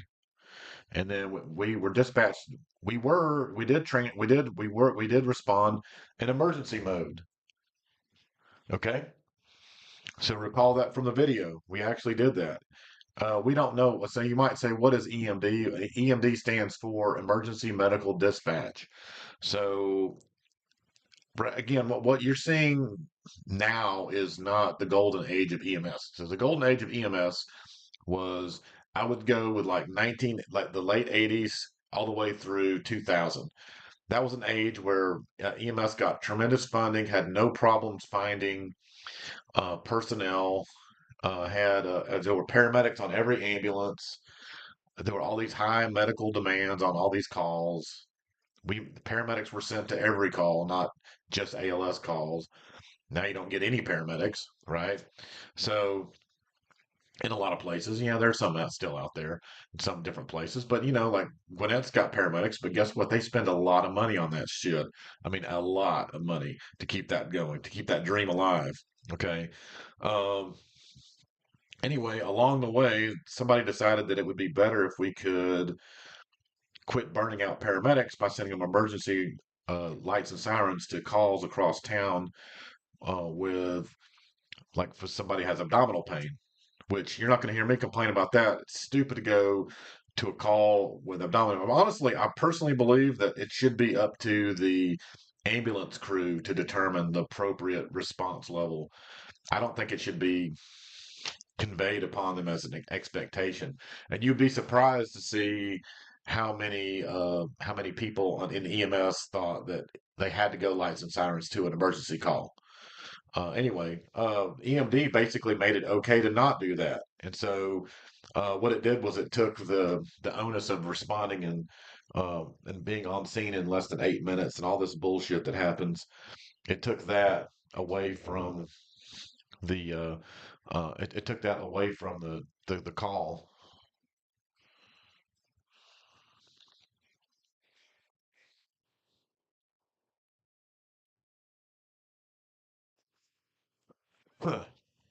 All right, just checking my mic. All right, so EMD was a system that was used to downgrade the response mode of ambulances. It seemed especially important during a time when everybody that worked on the ambulance was probably a paramedic. Personally, I think that's a fine idea because, look, at the end of the day, does it make sense to risk your life driving lights and sirens to pick this lady up that's got abdominal pain? It doesn't. It doesn't make sense at all. Okay. So let's say no, well, but there's no EMD given because the jurisdiction we work in doesn't do that. All right. So Med 1, all right, unit transport to BLS ground transport. First EMS unit on the scene, yes. Type of service requested is a 911 response. Response mode to the scene is emergent, as you recall from the video. All right, we have a single patient, and look what happened to our validation. We patient con we this time we made patient contact. So now that we made patient contact, look what happened to the validation. See, all of a sudden this thing opened wide up. All right, so the patient was evaluated and care provided. Crew disposition. This time we initiated and continued primary care. The transport decision was would have been the patient's choice.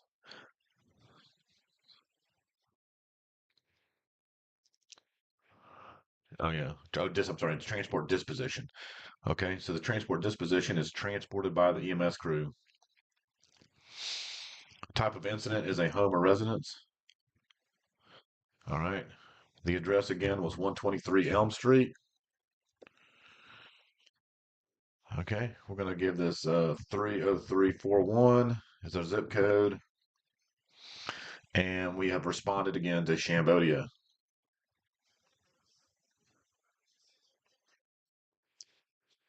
We did not have a scene delay, if you notice, but you might say, well, why exactly would we document a scene delay?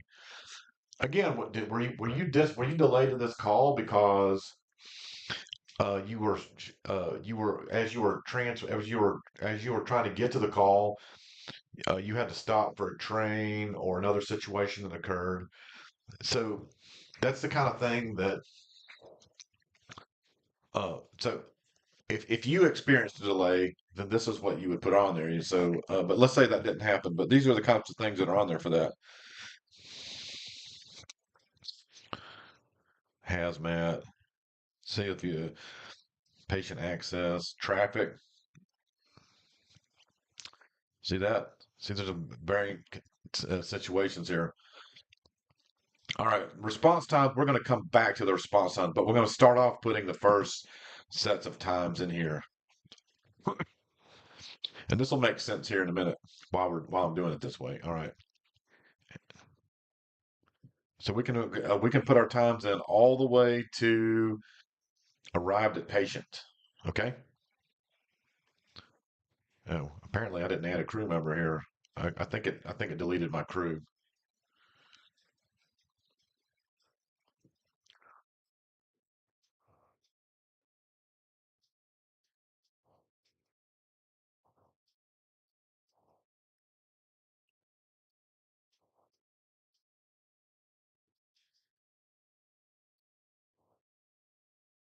All right, patient acuity. I'm going to say this is they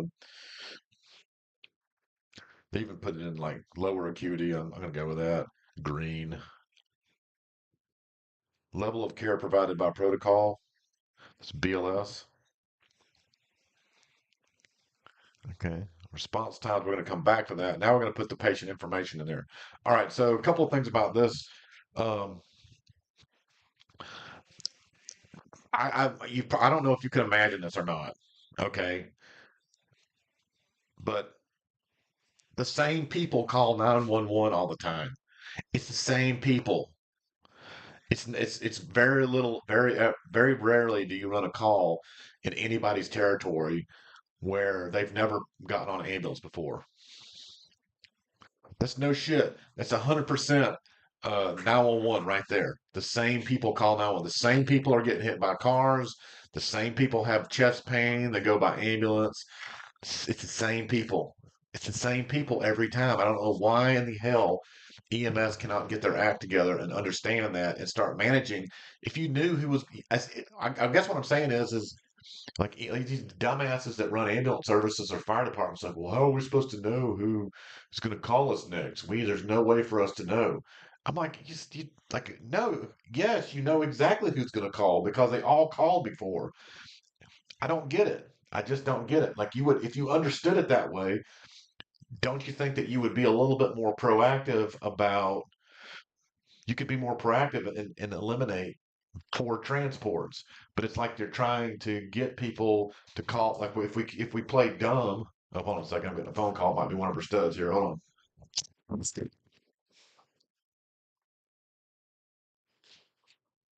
George, you must gonna call Gary speaking.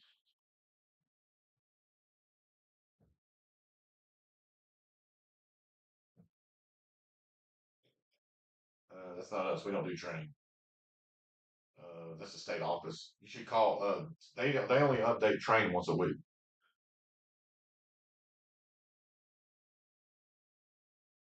You'll need to call the state office. Get one of them to do it. You're talking to Gary Cruz with Georgia UMass Academy. I run a website that does Con Ed.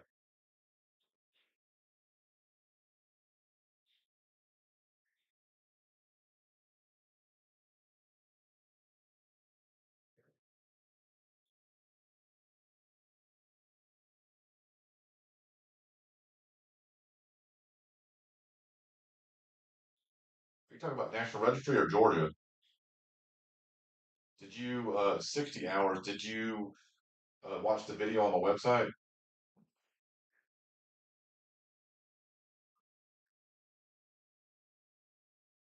I, I, the video that on Georgia EMS Academy that talks about uploading the National Registry. That's what I'm talking about.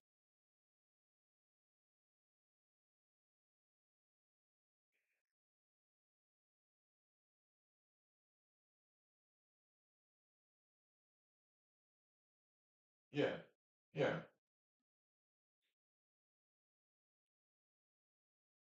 What? That doesn't make any sense. You must have done something wrong somewhere. I don't know. It's hard for me to. I don't understand what you're. I don't understand what you're asking for. They only asked for a 30-hour national core competency refresher for a paramedic, so they haven't changed that.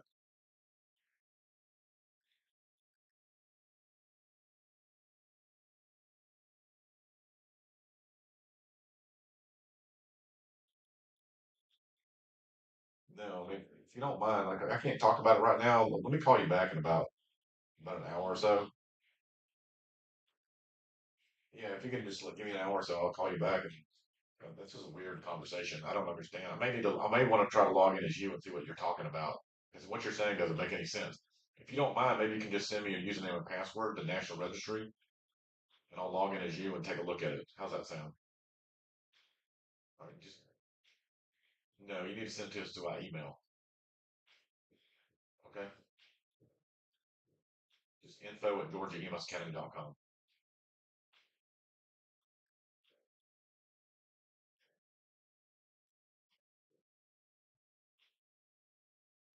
Okay, all right. Bye bye.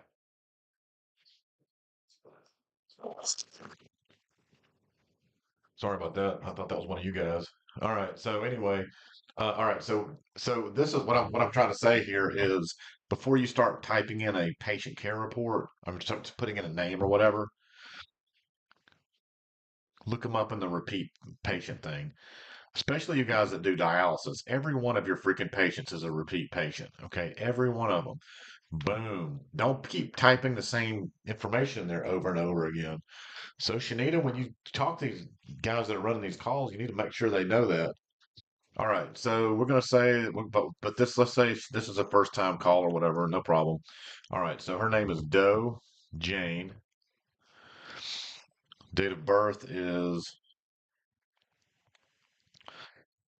all right, we need to make a better date of birth here. 3/15. Let's does it make? Let's say she was born in.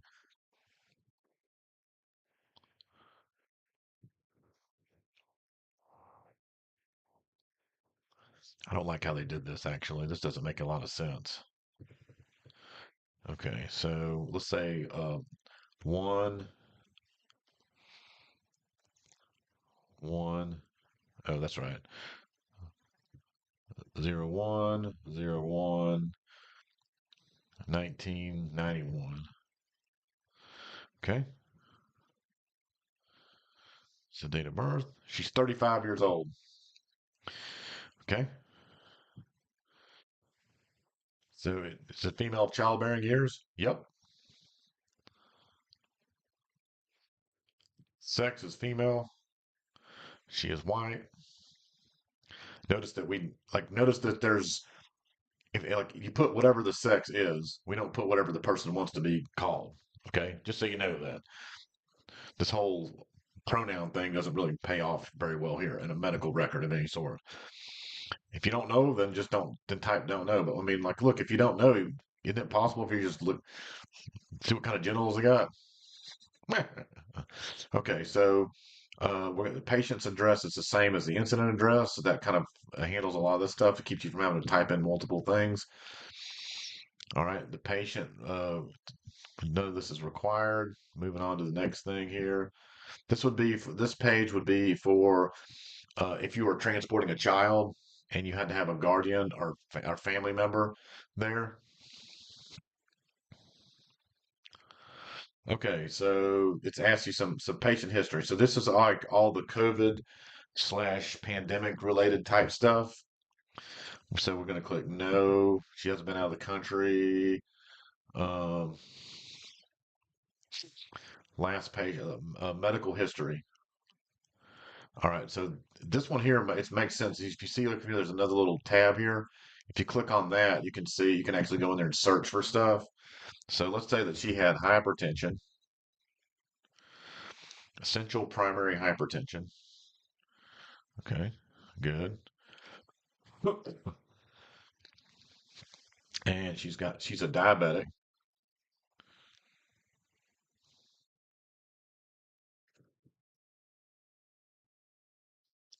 I'm going to say that she's a type 2 diabetic. And we're going to say that let's just add something, make something special here. Okay, oh, here we go.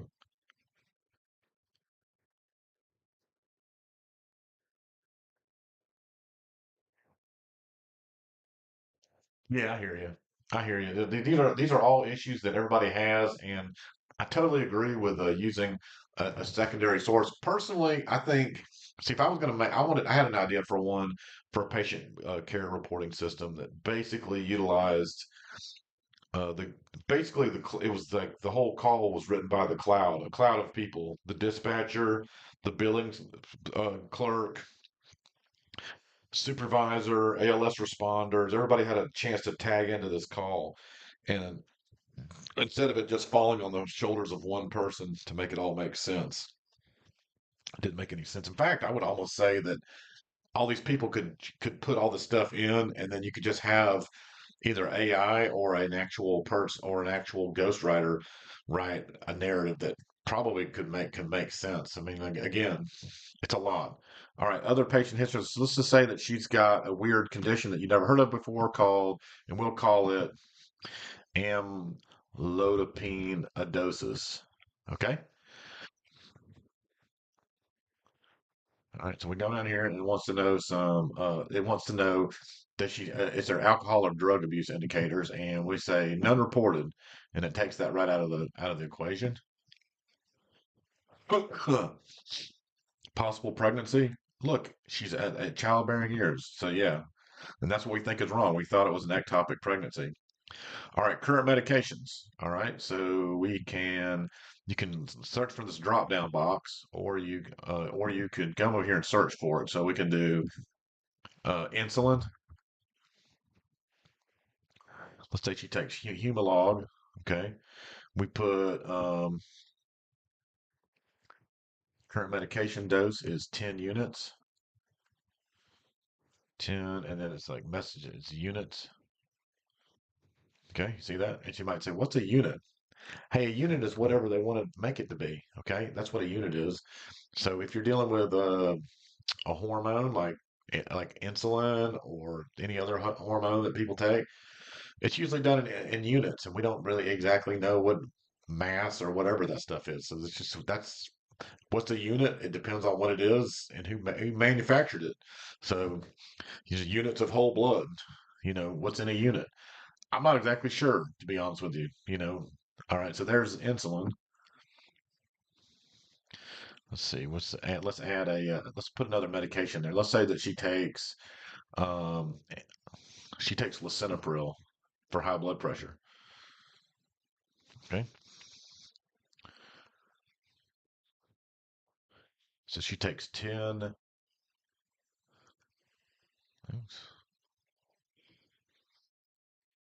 No, we didn't want to do that. What we wanted to do was add it. So let me just save that. Okay, there we go. Oh, Printaville. All right. So we're going to make this 10 units, 10 milligrams.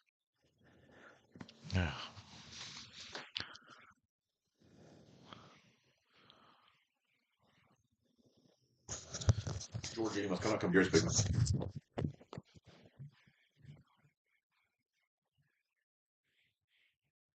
What's going on? What do you need? Yeah.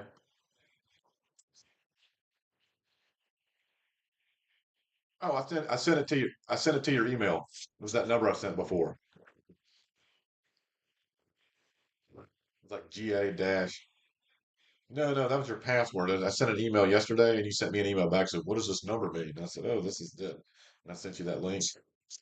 It happened yesterday. Yeah.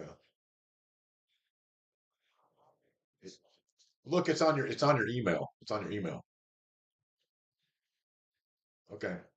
It was from me yesterday. We talked about it. Okay. All right. See you. Bye.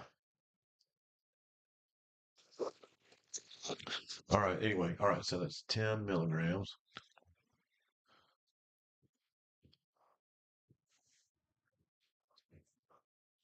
Boom. All right. So there you go.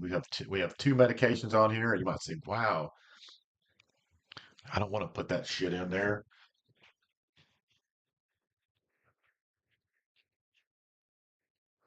Yeah, I hear you, Shanita. The soap feature probably sucks. Just so you know, it wouldn't stand up to a 3 knot crosswind. All right, medication allergies. All right, so let's say she's allergic to, she has no known drug allergies, which is most of the time what you're going to run into. We not give a shit about her immunizations. Barriers to patient care. None noted. Patient complaints. The chief complaint is abdominal pain. It's been going on for 24 hours.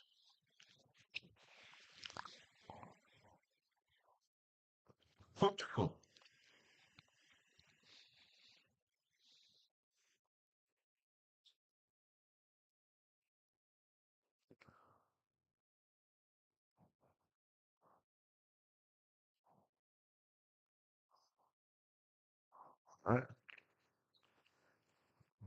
Anatomic location is abdomen.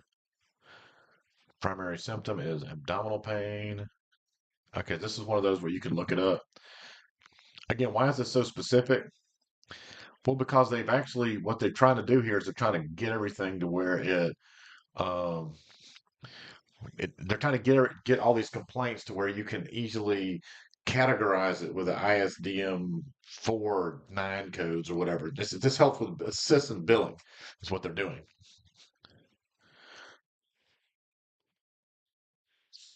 Primary provider impression is pain.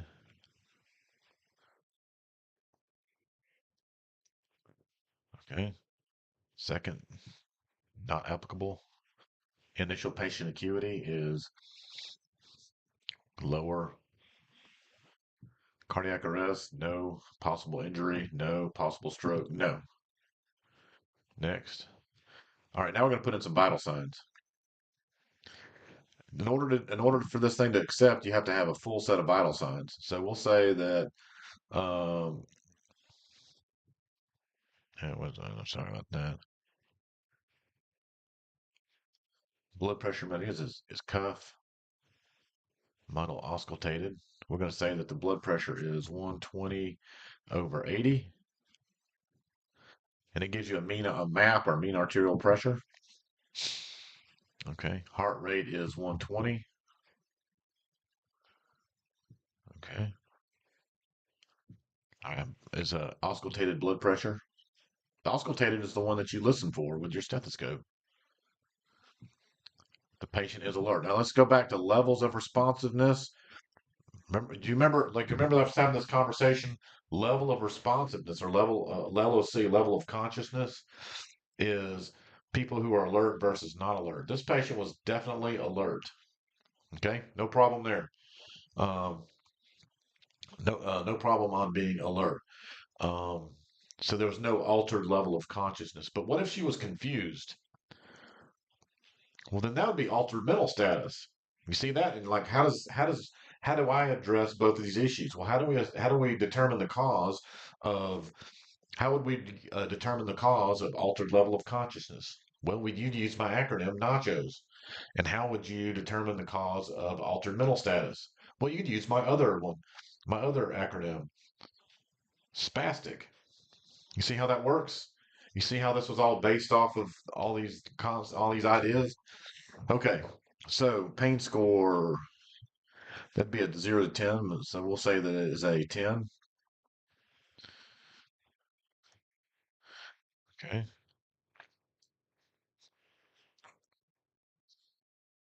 Strokes. We don't do any stroke stuff here.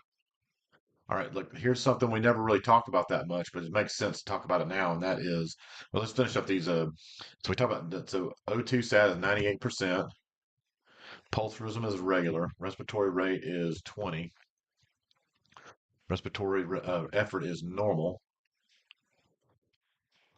blood sugar is 120. Okay.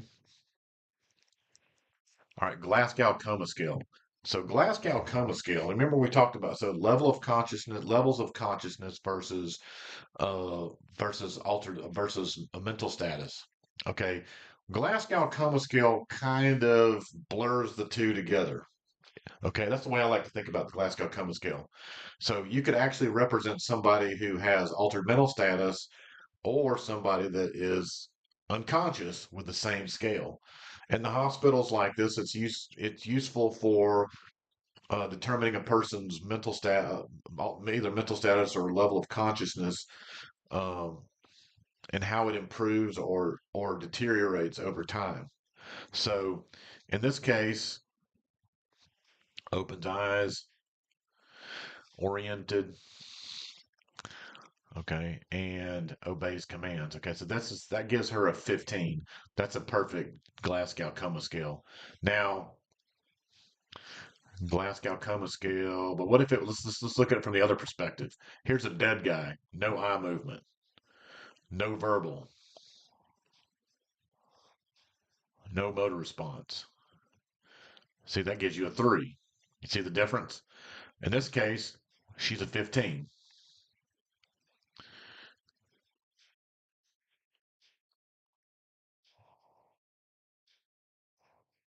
And so there you go. That's that. So we're gonna save it. Okay.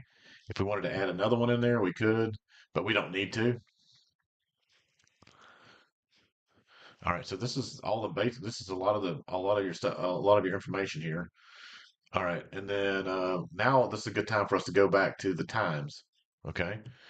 So incident response times.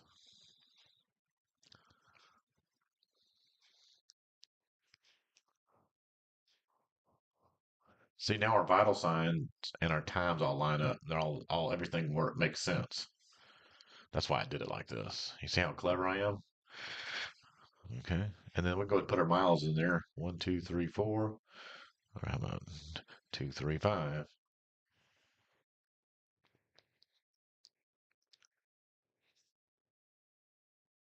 Okay. So there you go. So that's that. So now we're down to just our destination information. So number of patients transported in this unit was 1. How the patient was moved. You might say to yourself, wow, this is really picky. And you'd be right, except for one thing. This is one of those little snippets of information that really actually usually get asked by an attorney or a doctor or something like, how did you move the patient from when you got from the house? And this question comes up all the time. And what they're hoping to say is, oh, well, I've walked the patient, see assisted walked. So you remember, I don't know if I remember you guys remember me telling you that story where they found that, the ambulance shows up to a 16-year-old girl who's pregnant and they decide to walk her to the ambulance. And when she does, she spontaneously delivers this baby in an ant pile. I don't know if you remember that. Do you think this question came up then? Ah, you bet your ass it came up. So this is one of those things that happens in EMS is the like, how did you get the patient to the ambulance? It makes sense. I would. So do I think you should have to move everybody by stretcher? No, I'm actually not that guy, not even a little bit, because I do find that people who are, but I mean, you got to think to yourself, if a person can walk to the ambulance, okay, and Lacoste, Jason, you'll back me up on this. Do they need to go to the hospital by ambulance? Come on. If you can fucking walk to the ambulance, then why do we need you? Why do they need the ambulance crew there? You know what I'm saying? That doesn't make any sense. Then, like, there's at some point in time this is all going to make sense. And when it does, I'm going to be so happy. I hope it happens in my lifetime. But we're not asking for a lot here, but yeah, like I said, if you can just assist somebody to the ambulance, do they really need to go? Anyway, but that's one question. That's another question for another day. The other one is you got to look at it from a risk management perspective. That's the way I looked at it. So I don't personally, I never cared if these calls got paid for or not. That really wasn't exactly my problem, you know.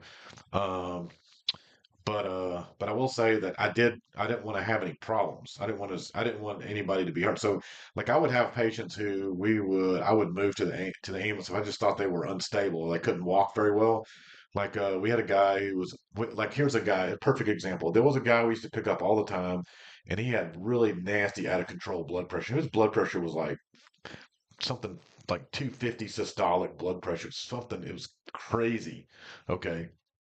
And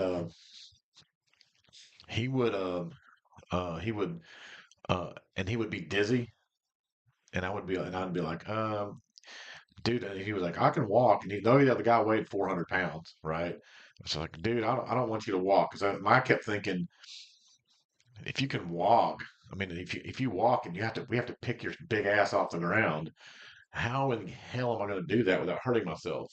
So I was like, so from a from a injury prevention standpoint, I was like, let's just put him on a stair chair and roll him to the ambulance, if nothing else, because so that um so if that's always your best bet, but I mean, and that is until you drop the patient. So if you put the person on the stretcher and they could have walked and you dropped them because you're a hard ass, that doesn't exactly make sense either, does it?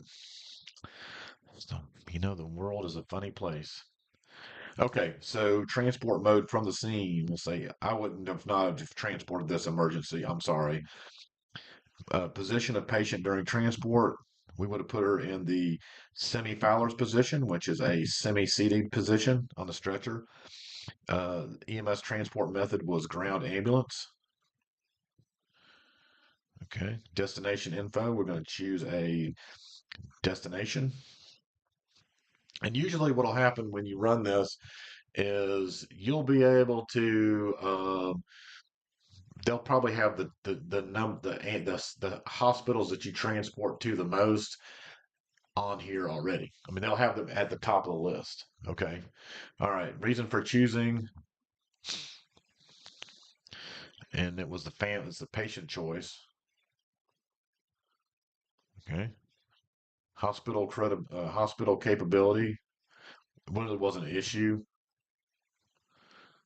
not applicable. Oh, it was something there. Let's see, just a general hospital. Boom. Okay, great. Just like the TV show. All right. We already know the hospital address. It's in Tallahassee, Florida. Awesome. Hospital activations. We did not alert anyone.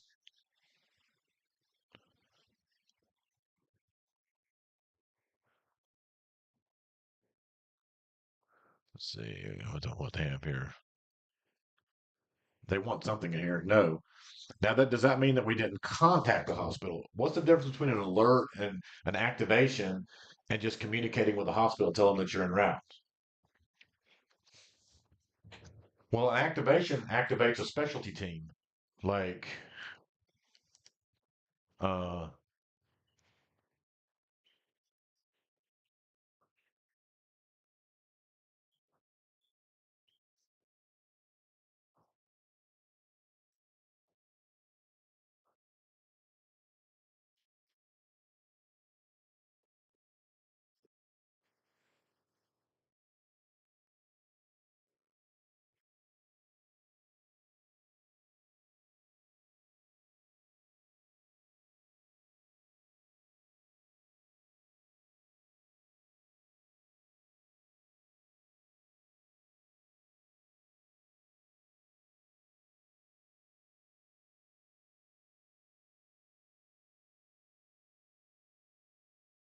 so an alert basically you activate a specialty team like a trauma team. Let's just see what we got here. Cardiac arrest, obstetric, stroke, trauma. Okay. These are all specialty teams. They show up out of the woodwork. These are all people that work at the hospital. When a call comes in that's going to be like something that requires the use of a specialty team, then um, uh, then that's an activation. But all hospitals require some sort of a notification. So they all want to be. They don't. Nobody likes a surprise. Okay. All right. So now, without further ado, here is the narrative. All right. So look, we've see all this work that we've already done here. This call basically wrote itself. Now they do have a auto narrate function on here. It doesn't, like I said, I don't like auto narration because it does not give it's not giving you an opportunity to tell your story.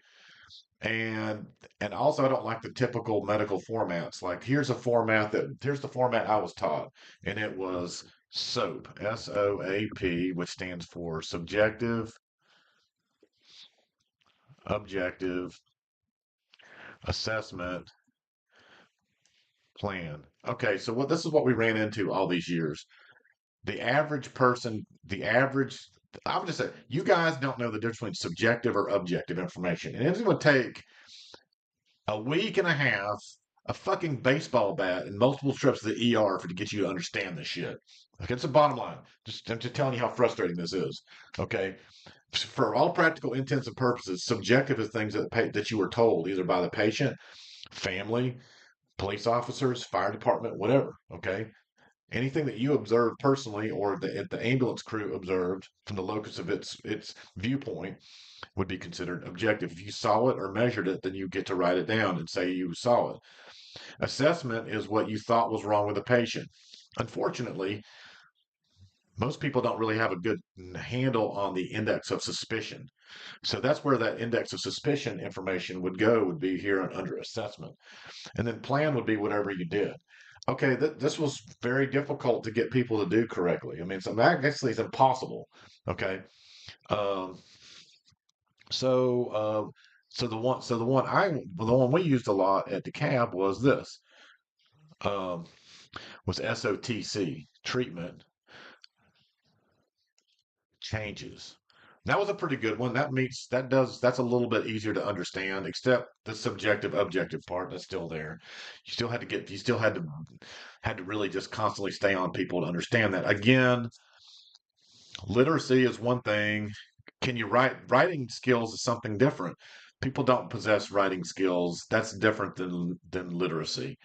Okay. So we'll see how much we're asking you to do here. I mean, it's a lot, right? I need you to go into the situation. You tell me what you think was subjective and what you think is objective. This is like a creative writing class. Okay. So anyway, I don't like any of this crap because for the most part, you know, most people like it's again. So yeah, people are less literate today than I think they were 10 years ago. But nobody could write it. Nobody had any writing skills, like ever, ever. In order to develop writing skills, you would have had to like read literature, discuss what it meant in a class, in a classroom, perhaps, and then maybe write something. Not a book report. You know, and that's the public education has failed to develop to give us writers. Period. End of story. So yeah, we've always suffered with this. But I'm a master of 20,000 calls. I'm a master of the Chinese menu. How would I write this call up? Well, look, just keep in mind that all the work was done here. We already know what the vital signs were. We already know what the history was. We already know how we moved the patient. We know everything. There's really not that much on here that has to even go on here because it's already in the report. So we can keep this really simple. And the easiest way for me to do that is to use the Chinese menu. So let's go back to the Chinese menu just real quick before we write this. Look, we need to document something about a scene size up. We need to document something about a primary survey. And we need to document something about a focused history and physical exam. That's what we need to do. So why don't we just do that? Scene size up.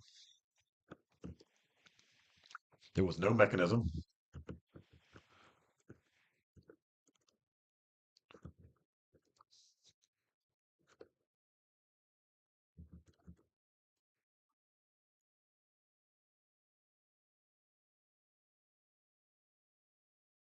Now, look, if there was anything that happened while en route to the call, like you had this back and forth with dispatch about where the location of the call. Let's just say that happened. Let's say that no need for additional resources. Let's say that while en route,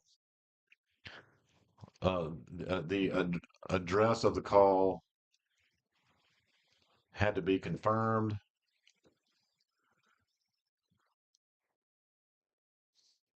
updated. Dispatch updated ambulance. When I say ambulance, EMS updated EMS with updated with a new uh, street number. Okay, this is stuff that happens during on the way. This is all like that. Does that need to be explained? It might.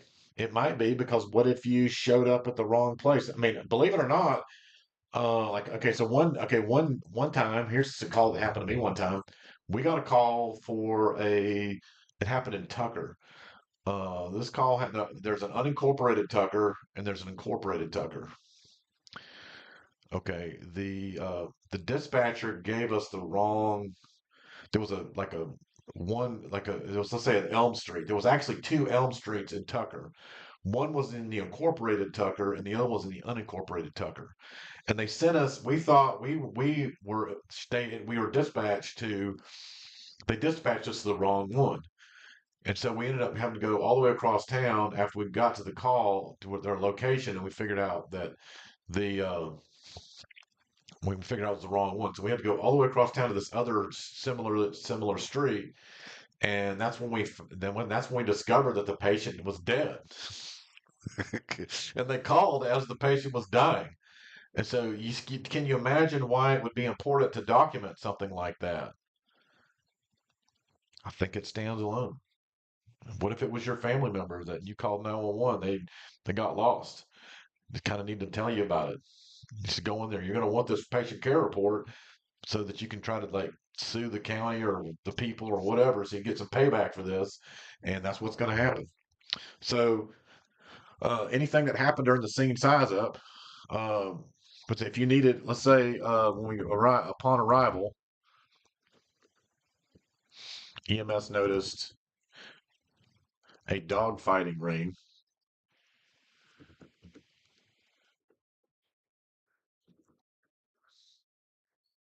EMS stood by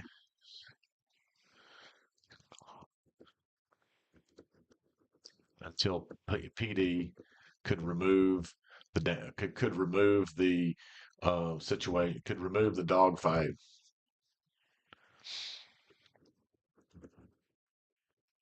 See that? I mean, I'm not like I said, I'm not writing a novel here.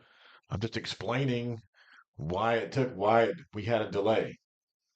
So you have to think about like so you should always explain anything that should have happened. Like if you should have just parked your ambulance, got out, and started talking to the patient. That's what you should have done. But why didn't that happen? It didn't happen because it was a dogfighting ring and having a big party in the front yard. So we had to deal with that situation first. So that does need to be explained why you had to wait. All right, so now we make it to the primary survey, and this is going to be really easy because guess what? As you recall, the patient was alert. She actually met us on the front porch, and that's how you should always start your primary survey. EMS found patient awaiting EMS on the front porch. Okay. Look, alert, patient is alert, no respiratory distress, radial pulse. All right, look, you see that? That's how you document a primary survey on someone that's alert. Why didn't I put on there that I didn't have to put no sound, the patient had sounds of circulation. I just said, we found her on the front porch, didn't need C-spine because there's no mechanism. She's alert. There's no need to check the airway. She didn't look like she was having any problems breathing. Radial pulse. I like to put on there speaking in complete sentences.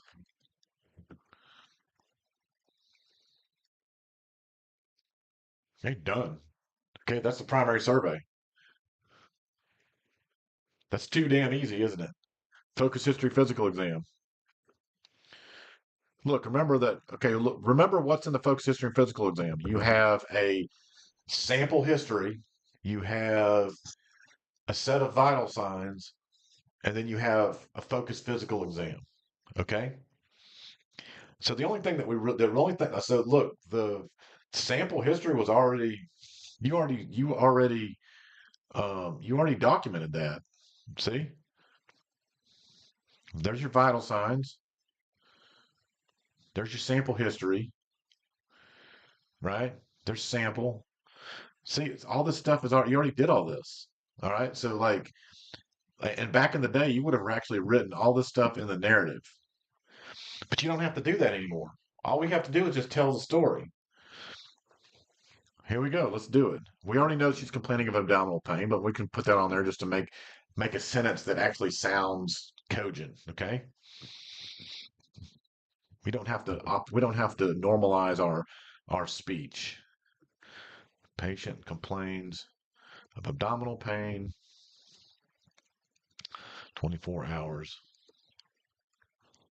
All right. That's fine. And what I like to say is patient denies. I like to put pertinent negatives in here. Patient denies chest pain, shortness of breath, loss of consciousness, dizziness, nausea, vomiting, diarrhea. Um, Patient describes pain. See, this wasn't in the report. This wasn't on there. Like, how does he describe the pain? As a dull, achy sensation. You could put on here about her sexual history, but we don't give a shit. We already think she has sex and we already think she's pregnant and we think she's got an ectopic pregnancy. You could put that on there or not, but you could say possible ectopic pregnancy. Okay, done. All right, then you should put something how you treat this because again, the narrative is actually going to be more for you than it is for anybody else because really for the most part like this is going to help bail you out in the event that like something like somebody has um like some issue occurred. All right, so treatment. We assessed, we took vital signs, contacted, and transported to ER. All right, done.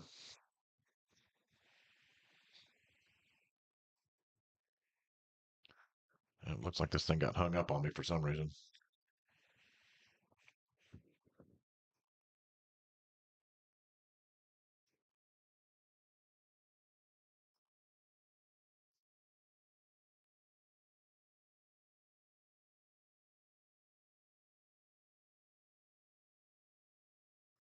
And this happened yesterday.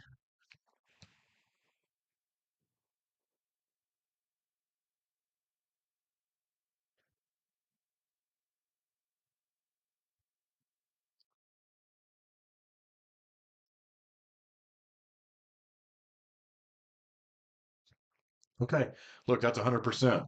So now we can say it, we can finish the incident, and then we could close it out. All right, any questions?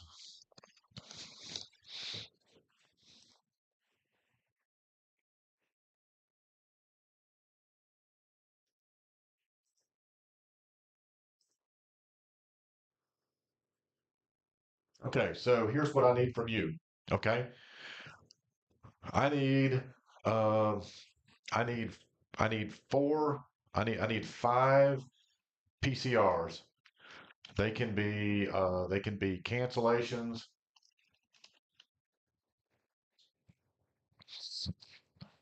They have to be 90, they have to be 99% or greater validation. I also need you to take the congenital adrenal hyperplasia class.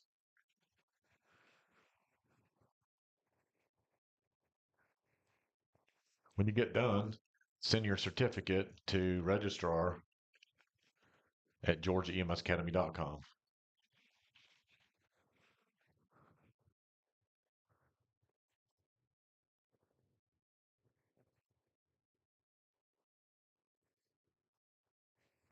All right. Anybody have any questions? I tell you what, I'm just going to do. I'm just going to stand by here.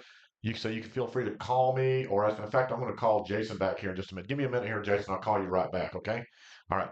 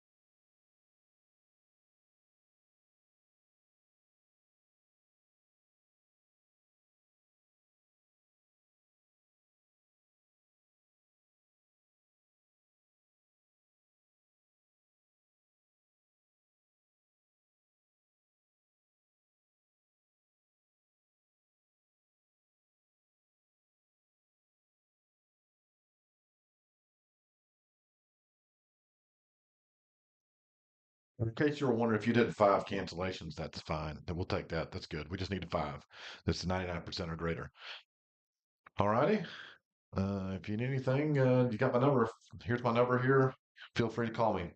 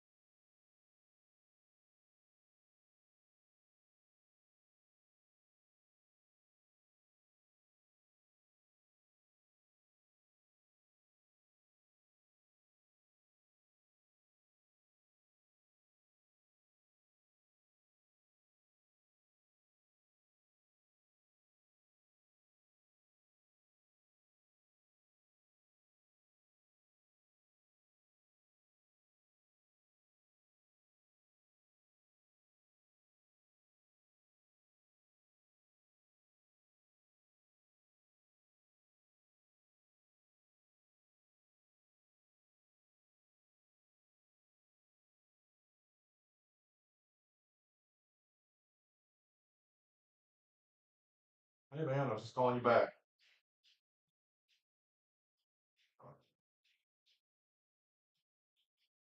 Okay. Yeah, this is a. I hate this. I hate this assignment so much. But you know what happened? The state, like a bunch of ambulance services, they had there's like you guys are part of some kind of committee that gives you feedback or whatever with state office or whatever. I don't know who it is, but anyway, it's one of those. Anyways, everybody's like, y'all probably came out and said one of your colleagues were like, when these fucking people don't know how to write a patient care report. We can't fucking do it. We can't teach them how to do it. So they need to come out of the tech. They need to come out of the school. And so the state office, they're happy to throw all of us under the bus with that. So that's where that one came from.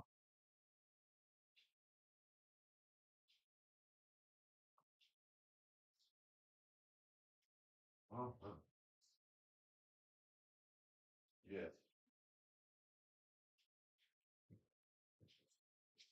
yeah, yeah. True.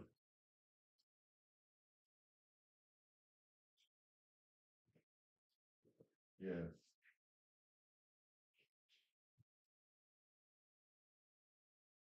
yeah,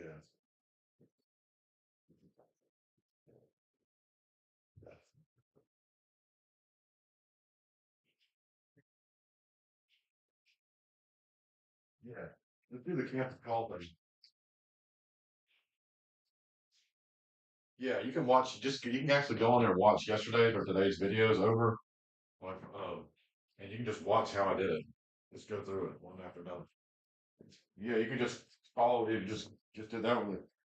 And I probably ran. I literally I probably did like 6 of them in a row because people kept coming in late. I hear you. No, it's all right. All right, cool. Yeah, what's a good day? Tuesday. All right. Just anytime.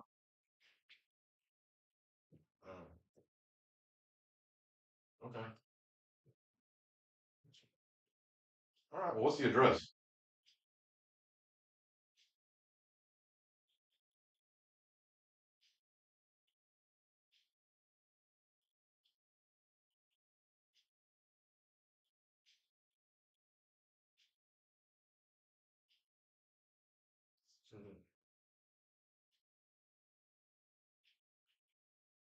Like 4046.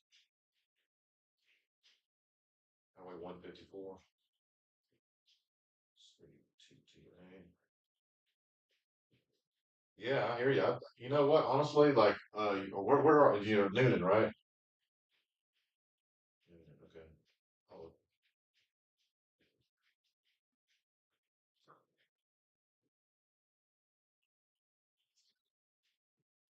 yeah.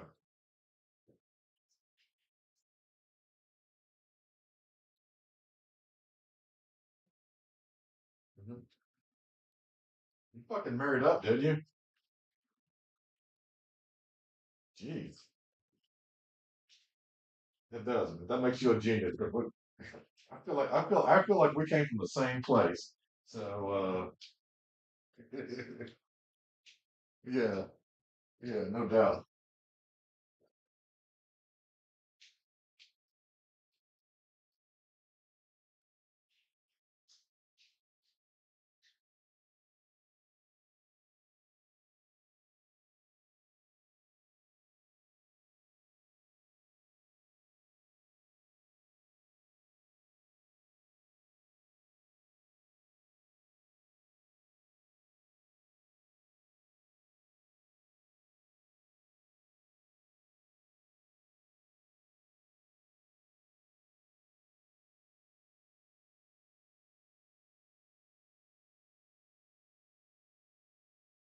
I got all that stuff. We've been around for a long time. The um, the so they don't want they're not like to try to turn this into something that grows. I don't I wasn't planning on growing after the state really got with this redesignation thing. I'm like because I had plans to grow and make sort of like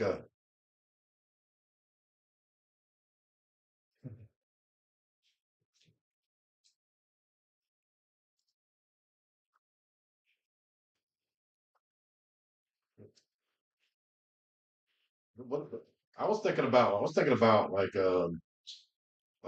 we were trying to figure out what like all the back like there's a lot of it, it's possible to get other people to become instructors and teach. So the system was always created, wasn't just around me teaching the class. It evolved into that because the instructors that we had and stuff.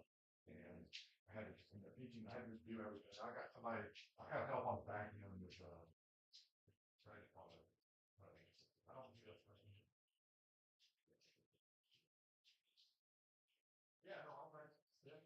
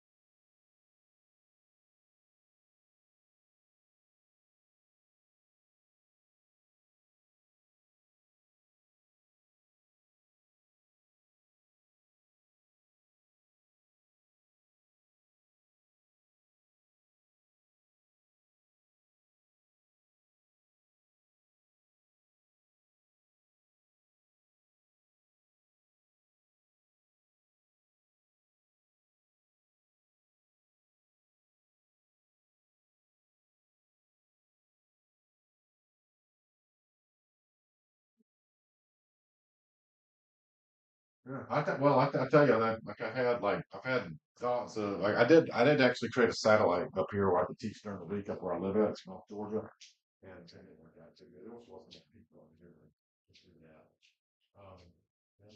I mean I don't think I think we get a lot.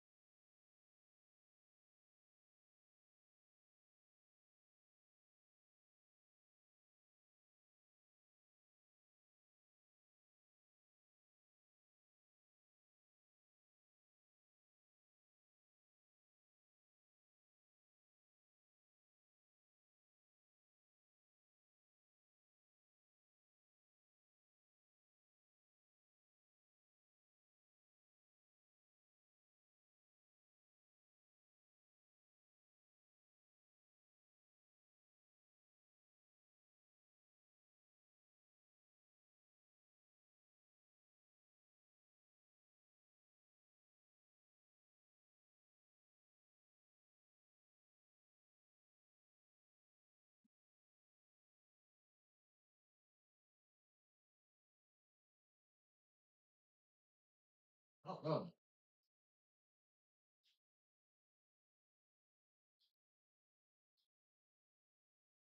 yeah, I know. Well, I already figured out how to teach all that stuff. I'm gonna put it all weekend.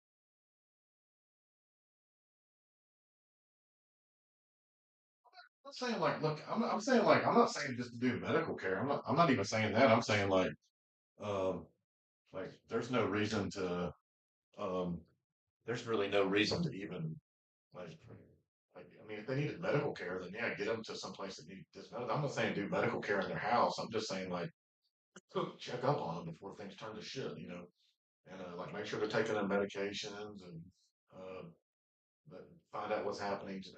Just keep up with them a little bit.